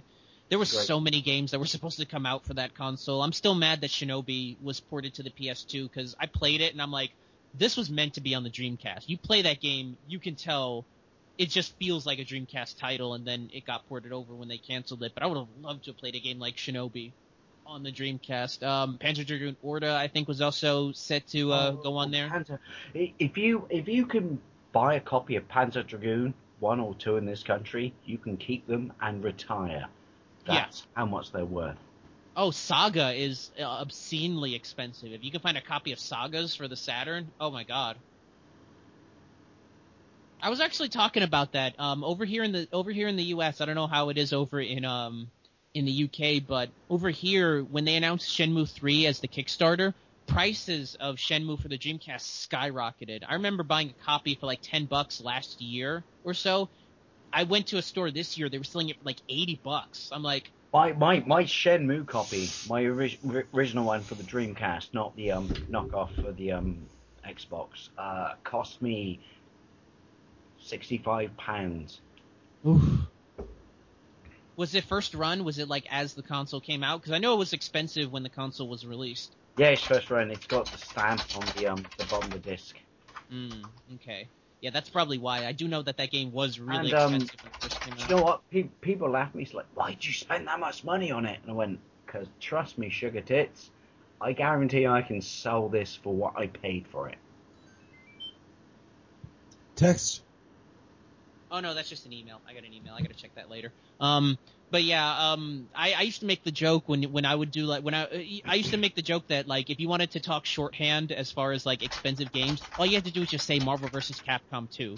Like there was a period where that game there was a period where that game was just ridiculously Can I just say this? It's really expensive because I bought mine for $5 in a second-hand store. Which console? Because the PS2 version's not as expensive if it's the Dreamcast. Xbox One. Not Xbox One, but you know what. The original. Okay, that one's still pretty expensive here in the States. I know the Dreamcast version can go pretty high. As of late, it's actually gone down with the re-release on HD, the online version. But yeah, there was a period in the mid-2000s where that game was like $100 or even $200. Holy fuck. Yeah, the one that actually makes me laugh the most, because I vividly remember back in 2000, my Toys R Us next to me when I was a kid was clearancing out all their N64 games, and I vividly remember them having like tons of copies of Conker's Bad Fur Day for like $5. They were making room for the GameCube. Now you look online for copies of Conker's Bad Fur Day, they go for about almost $150. I remember 3 years after the game came out, Kmart in my area was still selling it for like $70. Oof. Yeah, there were some places, like I said, that were like selling it for cheap, like $5 or so. This was, like I said, they were clearancing it out for the GameCube. Two of the greatest things in my life that I regret, you know, because hindsight's wonderful, is I regret walking by cash converters and they had a Neo Geo. And I'm like, I'll come back later on. I'll buy it. And I came back later on and it was sold. What was it going for when you saw it? £37. Oh, 37 quid for Neo Geo? Oh, David, I'm sorry. I love you, but I would brain you right now. Yeah. That's like, that's a snipe right there. I know, picked it off. Right, this is like 7 years ago, in my defense. But at the same time, there's no reason for me being such a fucking moron and not picking it up. Now, if you knew a bloke that could solder, you can get him to consolize an MVS and collect the games for a lot cheaper. I just want to play NAM 1975. Well, it's actually cheaper to collect the MVS games, and if you come across a Neo Geo AES, you just get the pin adapter. Well, this is going back to Miguel. The other thing I want, you know, when you have those stupid Dave moments. I walked by cash converters once, and they had Conker's Bad Fur Day. Right, the cardboard box was like beaten up and shit like that, but it was selling it for £5, and I didn't buy it. I'm a fucking idiot. Well, keep in mind, when they were doing it on my end, it was like 2001, so it was like 14 years ago, and I didn't have any money to my name because I was like 10 or 11, and so I was like, all right, I never thought that a game like that would ever get like expensive. Like the concept of appraisal and, you know, values going up never really dawned on me at that age, so I was like, this will always be $5, and man, it skyrocketed. And then you woke up one day and it bit you in the ass. Because I'm not gonna lie, right? The me walking by the Neo Geo for that much money, I still have that in my dreams. Isn't that weird when you think back to like when stuff just was like on the shelf that is now rare? Like I vividly have memories of walking by when like, you know, they were still selling copies of like Super Mario RPG on the shelves at like Toys R Us or KB. And now that game is just like rare as hell. In fact, Michelin, there's and Miguel as well. There's a whole episode of I Got Gameplay in this, which is politics of video games. Which is, I bought from a charity shop Mario Sunshine, and when I got home and I opened the box, it had Mario RPG, the GameCube. And I was really, really pissed off. And then Mario RPG for the GameCube? Yeah. And I put it on Facebook, and everyone just went, you know, you got the better end of the stick, right? You know, technically, you lucked out. Are you talking about Paper Mario, the 1,000-Year Door? Yes. Okay, because I was like, Mario RPG, because I don't think they re-released Mario RPG on the GameCube. That's really, really, really rare in this country, sorry. And so I was really pissed off when I bought a game from a hooky backwater store, and then when I opened it up, and I was like, oh, for fuck's sake, it's not the game I want, and I did some stupid little fucking pissy rant on Facebook, and everyone just went, shut the fuck up. Do you have any idea how difficult that game is to get in the UK? Oh, I'm looking on Google Shop right now as far as copies of that game. There's still copies that go for like $90 right now. I'm looking at, especially if it's a player's choice copy where it's got the little yellow banner. Oh no, original. Oh, okay, so it's not as expensive, but it's still pretty expensive. I mean, that game, Mario games don't really go down in value. They kind of just good point. Yeah, exactly. You can take any system you want in the world, right? But when it comes to Nintendo and you buy a Mario game, what's the cheapest it drops down in a second-hand store? £5. Not even 5. In America, you're talking about 20. I think the average game I've seen, unless it's like Super Mario Land, or not Super Mario Land, Super Mario Brothers for the SNES, you'll probably spend upwards of $20 for any Mario game. By the way, I'm going to give everyone a wood in the room right now. I have a reproduction cart of Star Fox 2. Those you can get those on eBay. I've actually been thinking about picking up a copy of Earthbound Uncut. That's a repo where it's the original Japanese version redone for America, so it has all the stuff that was taken out of the American release. Nice. Yeah, there's actually a pretty good bunch of repo games out there. Like that, between that and I want to get a repo. I love you, mate, but your keyboard. Yeah, your keyboard's the elephant in the room, buddy. Yeah. Dave, you still there? I think so. I don't know. Okay, yeah, everything went silent real quick. I think Sean. Yeah, my cousin. I muted myself. My cousin was writing me. Oh, okay. Because I was going to say, I called you buddy. I was waiting for the line. It's like, I'm not your buddy, pal. I'm not your buddy guy. I'm not the guy, buddy. Stole it. My internet went pop, so I couldn't add to that. I'm upset. But yeah, that's my fucking thing, bitches. But yeah, I was gonna. It's either gonna be between Earthbound Uncut or I saw a reproduction copy of Clock Tower, the one that was released for the SNES that didn't get released in the States. That actually, I'm interested in that one. As well, or what was that? Didn't it have another release on PlayStation? Yes, it did. But it never came over here, though, in general. The original one for the SNES never came here. I think they re-released it on the PlayStation later.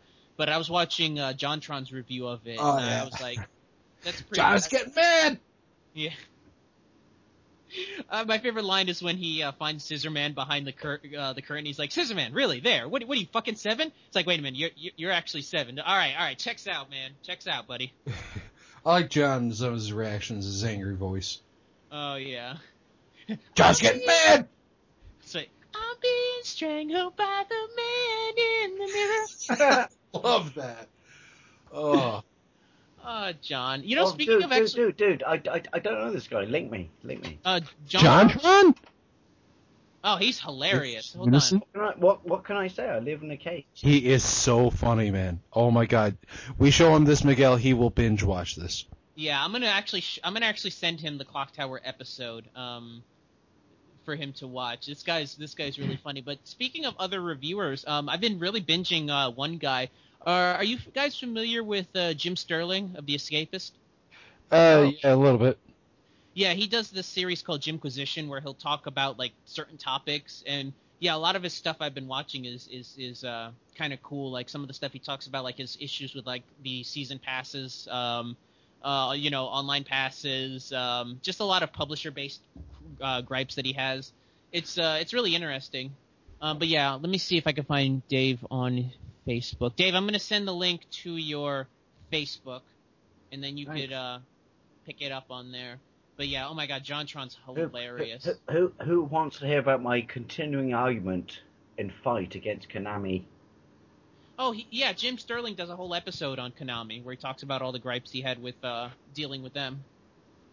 I've had to, every time I post a video up with Konami in it, I have to fight them to, not strike me, and they always give in. So it's like, really? Why don't you just fuck off? Konami's on its way out. I really do think, with the exception of Winning 11 and the Yu-Gi-Oh franchise, they really have nothing left. Well, they went mental after me on my last video about them. Yeah, I think they pretty much sucked Metal Gear dry. I haven't heard much about Castlevania. Silent Hill's dead. They have an untapped IP in all the Hudson Soft properties. No, what was that? They own Hudson Soft now, so. Well, Bomberman they're not doing anything with. I'm a little bit upset about that. They own Hudson Soft? Oh, yep. God. Oh, Christ. Pat Contra was talking about there the other week. Yeah, I have a feeling they're kind of going to be in the same spot Capcom is, where they're just kind of on the cusp of death, but for some reason just not Stop bloody coming after me and the small YouTuber, you pricks. No, they every time I put a Konami video up, and I think it might be because I beat them, and YouTube sided with me on my first Konami video, gameplay, they come after me and they just send the standard rhetoric, which is, this is our property, this is our, content, you have no right to use it. And I always just click dispute. This is under Article 101, piss off, and then I get it back. But they've really started coming fucking after me. They're going after everybody. Anybody that has a negative response to Konami, they've gone after. Like I said, Jim Sterling put up a whole episode about Konami and just how much he's had to fight with them, because he used to work for Destructoid, and he said to get Konami to work with them as far as like getting review copies and being, invited to events, it's a pain in the ass. Like, I gotta think Burhan's probably got some stories, because he had to deal with them with the Silent Hill stuff. Well, how bad is, like me, a bloke in his game room making videos, filmed with his camera, so the production is shit, of Konami games from 25 years ago? How much is that affecting them? Yet they still come after me.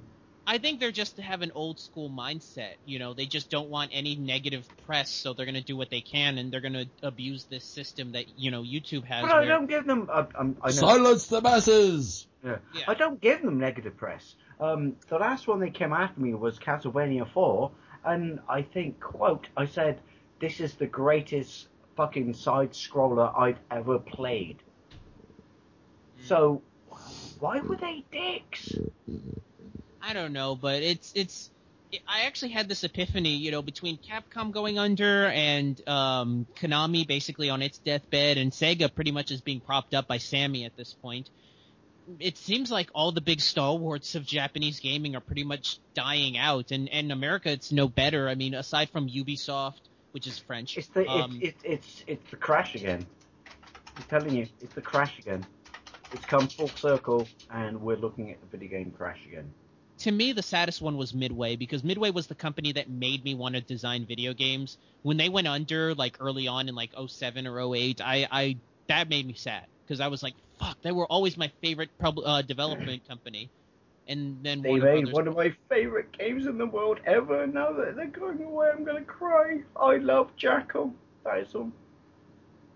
Yeah, I mean, Midway was a phenomenal company, and they were kind of they unfortunately they fell were because pioneers. They were pioneers. The shit they did. If you go back to the well, the big problem, Dave, you cut out by the way. They wrote, the way that modern gaming is because Midway were absolute fucking pioneers, and it's very sad what's happened to them. Well, they died the same reason that THQ died, was they took on too many licenses. They took on the Mortal Kombat license, obviously. They took on the DC license for that crossover video game. They took on the TNA license briefly when they did their version of Impact. They just had too many. They paid for too many licenses. Like I said, the same thing happened with THQ when they had the Colin McRae license. They had UFC license. To introduce a comparison towards like Cinema Land, they were like Canon in the in the 80s and 90s, which is they overstretched and they spread their budget so thinly that not every project got anything it needed to be there. Cough, He-Man, the movie, to make it there. I like that movie, but not because it's He-Man, but because the writers and directors harkened more towards the Jack Kirby Fourth World stories. If they didn't, it was unofficial. They didn't spread their budget so thinly across all the movies at the time because they were trying to be a powerhouse of a movie company, the home movies. Films. It would have been brilliant. Well, they're making everything from He-Man to Superman. Yeah, but He-Man would have been so good if they stuck with the original plot. Which is, half of the movie should have been based on Eternia. Here's the thing. What they were hoping with that one was they were hoping that the first movie would make enough money that it would give them the budget that they needed to make the good He-Man movie. It was like, we don't have enough money to make the good He-Man movie. Isn't the budget technically a rewritten version of Cyborg 2 from Van Damme? Yes and no. The elements of Jack Kirby. They took a lot from Jack Kirby's work. No, what had happened was what he's talking about is something I've mentioned on the show. Cyborg, the original script and the original, I believe it was either the original script for it was going to be the script for the second He-Man film, and then when it went under, they had to rewrite it. But here's the thing: the costumes and sets for Cyborg were actually from their also failed adaptation of Spider-Man. When they got the rights to Spider-Man, they were going to make a movie that got, that went belly up. So the original Spider-Man movie was going to be Spider-Man was going to be Michael Biehn, and Doc Ock was going to be Schwarzenegger. No, that's not Canon's. That's Cameron's. James Cameron was going to make Spider-Man, and that was going to be him, Michael Biehn and Schwarzenegger. What happened was Carolco, the company that produced Terminator, tried to get the rights to Spider-Man, so they went to Canon. Canon lied to them and told them they had the rights and sold them a fake product. When Sony found out, because they had actually bought the rights from Canon, that led to a whole huge lawsuit that pretty much was the reason why we didn't get a Spider-Man movie until Yeah, 2001. I know that, which is the whole reason we didn't get a Spider-Man movie was because there was a massive fucking court case going on for years. Yeah, which is unfortunate because I would have loved to have seen a post T2 pre-True. We probably would have never gotten True Lies, which I'm not a big fan of that movie. But God, can you imagine a post T2 Spider-Man movie directed by James Cameron? I think Schwarzenegger would have been a really good Doc Ock, by the way. I do too. But he would have been more traditional, like the traditional Eastern European one. Like nothing against Alfred Molina. I think he's probably my favorite character from that whole Raimi series. But I mean, he doesn't have the over-the-top Eastern European accent that the cartoon had. You know, he's not that mad scientist type. He's very much more Shakespearean and downplayed. Yeah, like a tragic villain who was trying to do good, kind of like Macbeth. No, but like I said, I think Schwarzenegger would be really, really, really good because it would be, small amount of tragedy in his life, and then he'd just pull it together and be badass. So he basically would have been Mr. Freeze. See, don't go there. Don't go there. Don't go there. Yeah, not the Schwarzenegger version. I honestly, if I were to cast that movie and write it the way I wanted, Patrick Stewart would have played Mr. Freeze for one, and they would have played it more like the Bruce Timm Paul Dini version. The Iceman cometh. Oh God. That's an don't laugh at me and ignore the fact that he's kind of obligated to the Batman franchise. I think Jim Carrey would have been a really good Iceman. I thought he was a better Riddler. I really liked him. He's one of the few good things about Batman Forever, and I think we mentioned it in our Batman retrospective. He's actually one of the better aspects of that movie. I remember in an interview they said, "What about your package kind of thing?" In that tight outfit. He said, "Well, I remedied that with a lot of vigorous massaging." I'm going to say something. Go ahead. Carry on again. I was going to say, the only thing that really pisses me off about that movie is, from what I've heard, Tommy Lee Jones gave a lot of shit to Jim Carrey. That's why there was that. Yeah, that's why there was that period afterwards where he didn't do any comedies. He did stuff like Man on the Moon and The Truman Show. Why he keyed his car. Which is one. Was it? Yeah, they didn't see eye to eye at all because they came from totally different schools of acting. Although, having said that, right, the one thing, we got out with the Richard Donner cut of Superman. Oh, that is a good cut, though. Apparently, there's an R-rated version of Batman floating out there. Really? I've heard about the alternate cut of Batman Forever where there's a lot of scenes that didn't make it. I've seen some of the leaked footage online, but there's been no definitive, director's cut. You know what my favorite line is in that movie? Which the one? Car. Chicks dig the car. Oh, my favorite line is the bat said no, it's not a police. Bat nipples. And now, though, if I was Batman and I was looking at Nicole Kidman, I would have said, "You beat me. That was terrible, but I like your nipples." Shall I pack you a lunch on the way there, Master Wayne? Okay, drive-through. Jesus. That's a line Plus, for the movie. also, and people forget this, and I think this is the movie that they kind of did it more better than any other movie, which is when you see him throw down as Bruce Wayne,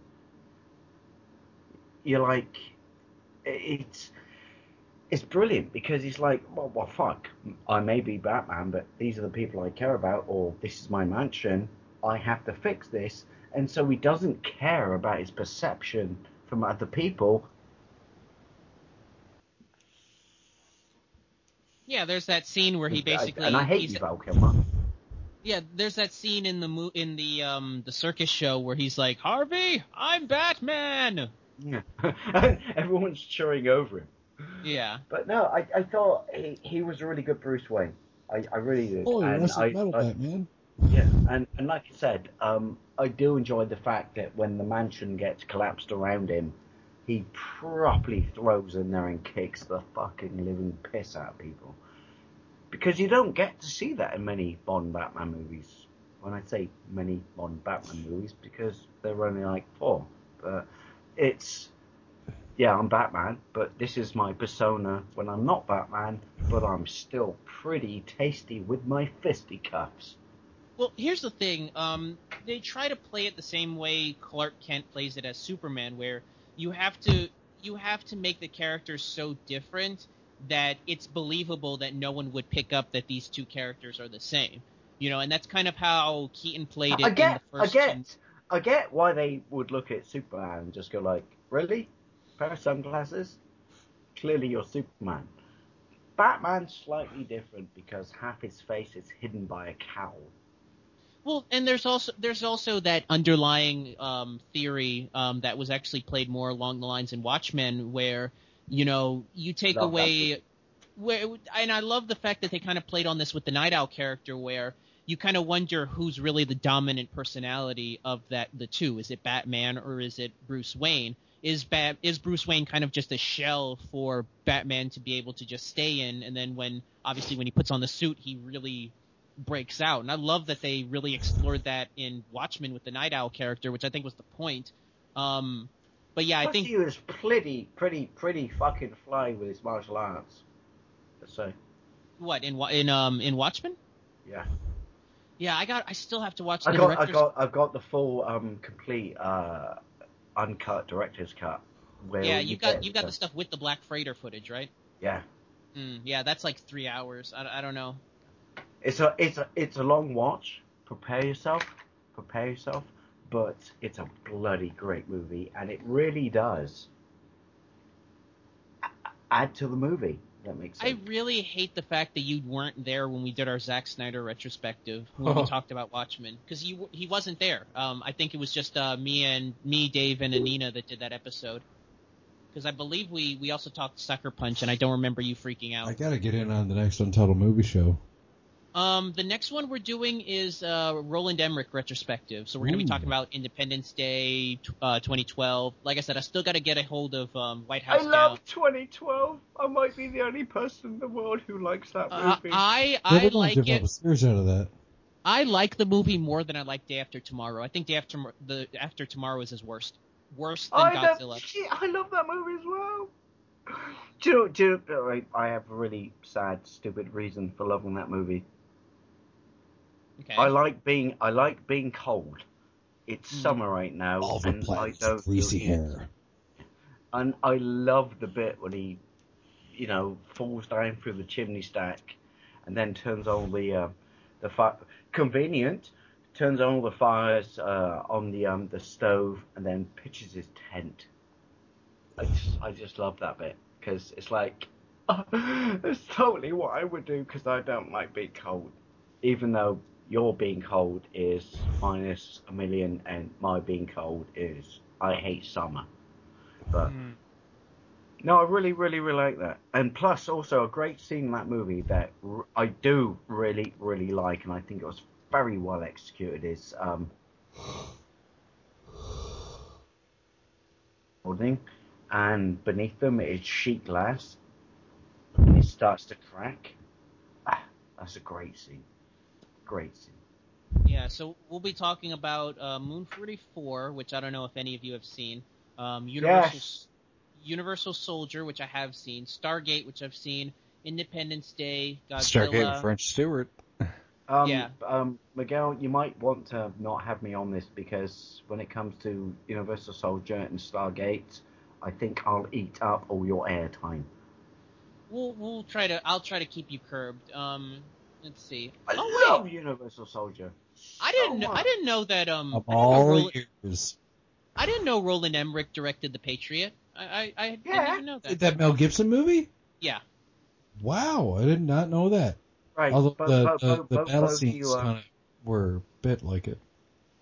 Both of you, well, sorry, Miguel, you anti-colonists. Sean, I got you back because you come well. Yes, I have. The greatest bit in that movie is when he shoots a cannonball from that I was just gonna say that, and you just see the cannonball just hit the guy. Yeah, I was thinking about that scene too. Other than that, it's a bit melodramatic for my taste. I mean, I don't hate the film. I just think it's a bit much. It kind of pulls at the heartstrings a little bit, way too much for me. But yeah, and it's also pretty good. technically, since Mel Gibson is from the Commonwealth, he has no right being in that movie. Well, by this point, he had pretty much given up all of his non-Americanness. By that point, I mean, he was. Although I say this and I get chewed out by friends and stuff, which is Mel Gibson is not Australian. He was born in New York. Yeah, he was born in New York. He grew up there a little bit, but he wasn't really brought up there. I'm gonna fuck off back to my parents' ranch for 5 years. That makes me Australian. No, it doesn't. You are where you are born. You lived in Montreal for a couple of years. I consider you a big Canadian. Wasn't born there though, so no, I can't be a prick like him. But you're still in the Commonwealth. No. He wasn't. He's an American. Well, he wasn't in the movie, but he is in real life. Oh, Canada. Sorry. Let's see. Have you guys seen 10,000 BC? Because I forgot he directed. Yes, I have. That. Yes, I have. God, a little while, but I have. Terrible movie. I like the first. Year one was actually better. Oh, the well, year one was Michael Cera and Jack Black. It was directed by the dead Ghostbuster. What the fuck is his name? Harold Ramis. Yeah, it was directed. It was one of his last films, I think. Yeah. So I gotta watch it just out of family, including my nephews who were like 8 at the time, watched it. I do remember from the trailer one of the lines where it's Michael Cera talking to some like chick, and he's like, "So when do you get out?" And he's like, "Never. I'm a slave." He's like, "Oh yeah." That's the only time I've ever liked Michael Cera. I'm not a fan. Sorry. I hate him. Period. So. Yeah, I'll be honest. He's the big reason why I can't stand Scott Pilgrim versus the World. I can't. I love that movie. I did too, and he's Canadian, so. Oh well, that whole movie's Canadian. I love so that Michael movie Cera. mainly because halfway, through the movie, I just go, been there. Do you know who did the voice for like the fight stuff and the narrator? Oh no! From Saturday Night Live, Bill Hader. Oh my god! Okay. Really? Yep. Meanwhile, in downtown Toronto, was Bill Hader. Yeah, and I was dating a high schooler. I have to say this from because people laugh at me with my limited experience of Canada. By the way, the girl played Knives Child was 26 at the time. I really enjoyed my time in Toronto. There's nothing wrong with that. Canada's great. I would love to visit. Any fucking department store that has its own immigration department is fucking 2 thumbs up from me. In fact, any department store that you could actually cross a block because there's a passage over the block to the next part of the building. Win-win. Just saying. Yeah, I'm starting to get tired too myself there, Sean. It's midnight. I'm also smoking my vape at the same time, so it's just making me yawn. Well, I do want to finish this movie before I head on out, so I'm going to let you guys go and go from there. Thanks for having me on, by the way. How about we close it now, then? Alrighty, then. Sean, go ahead and close us out. It's your show. It's actually mine and Dave's. But, Dave, you go first because you are the boy. Oh, an old man. That's not fair. Hi, peeps. You can find me at LongBoysPost975. You can find me on Facebook. It is Dave Wade. And remember, Canada's awesome, eh? It is. And speaking of Canada, I am Sean Michelin, and I am Canadian. Je suis Canadien. To be bilingual, keeping CRTC regulations, of course. And you can find me at youtube.com/user/Dietlist79 as well. You can find me on Instagram and Twitter. Do it in French. Do it in French. Trouvez-moi Dietlist79 on Twitter et Instagram. DREATLUS79. So, yes, I am bilingual, by the way. But Can I just say this? Mr. Michelin, so well. Oh, je suis c'est bon? Merci, monsieur. Merci, tout le monde. But yeah, you can find me at youtube.com/user/Dietless79, as well as Instagram and YouTube. If you don't speak French, I'll put that out there for you in English. And if you don't speak French, sort your shit out. Yeah, exactly. But as well, you can find me here on YouTube and on the I Got Gameplay podcast as well, where I'm lead host. But as well, you can just find me on Facebook at Sean J. Michelin. Look for the active profile. I have a debug. J'adore les Michelin. Je t'adore, monsieur. Je t'adore. But yeah, and as well, Miguel. Fucking furners. All right, guys. The longest running show on the Retro Unlimited. Yes? Just for me. Say, je m'appelle. No. Le Miguel. No.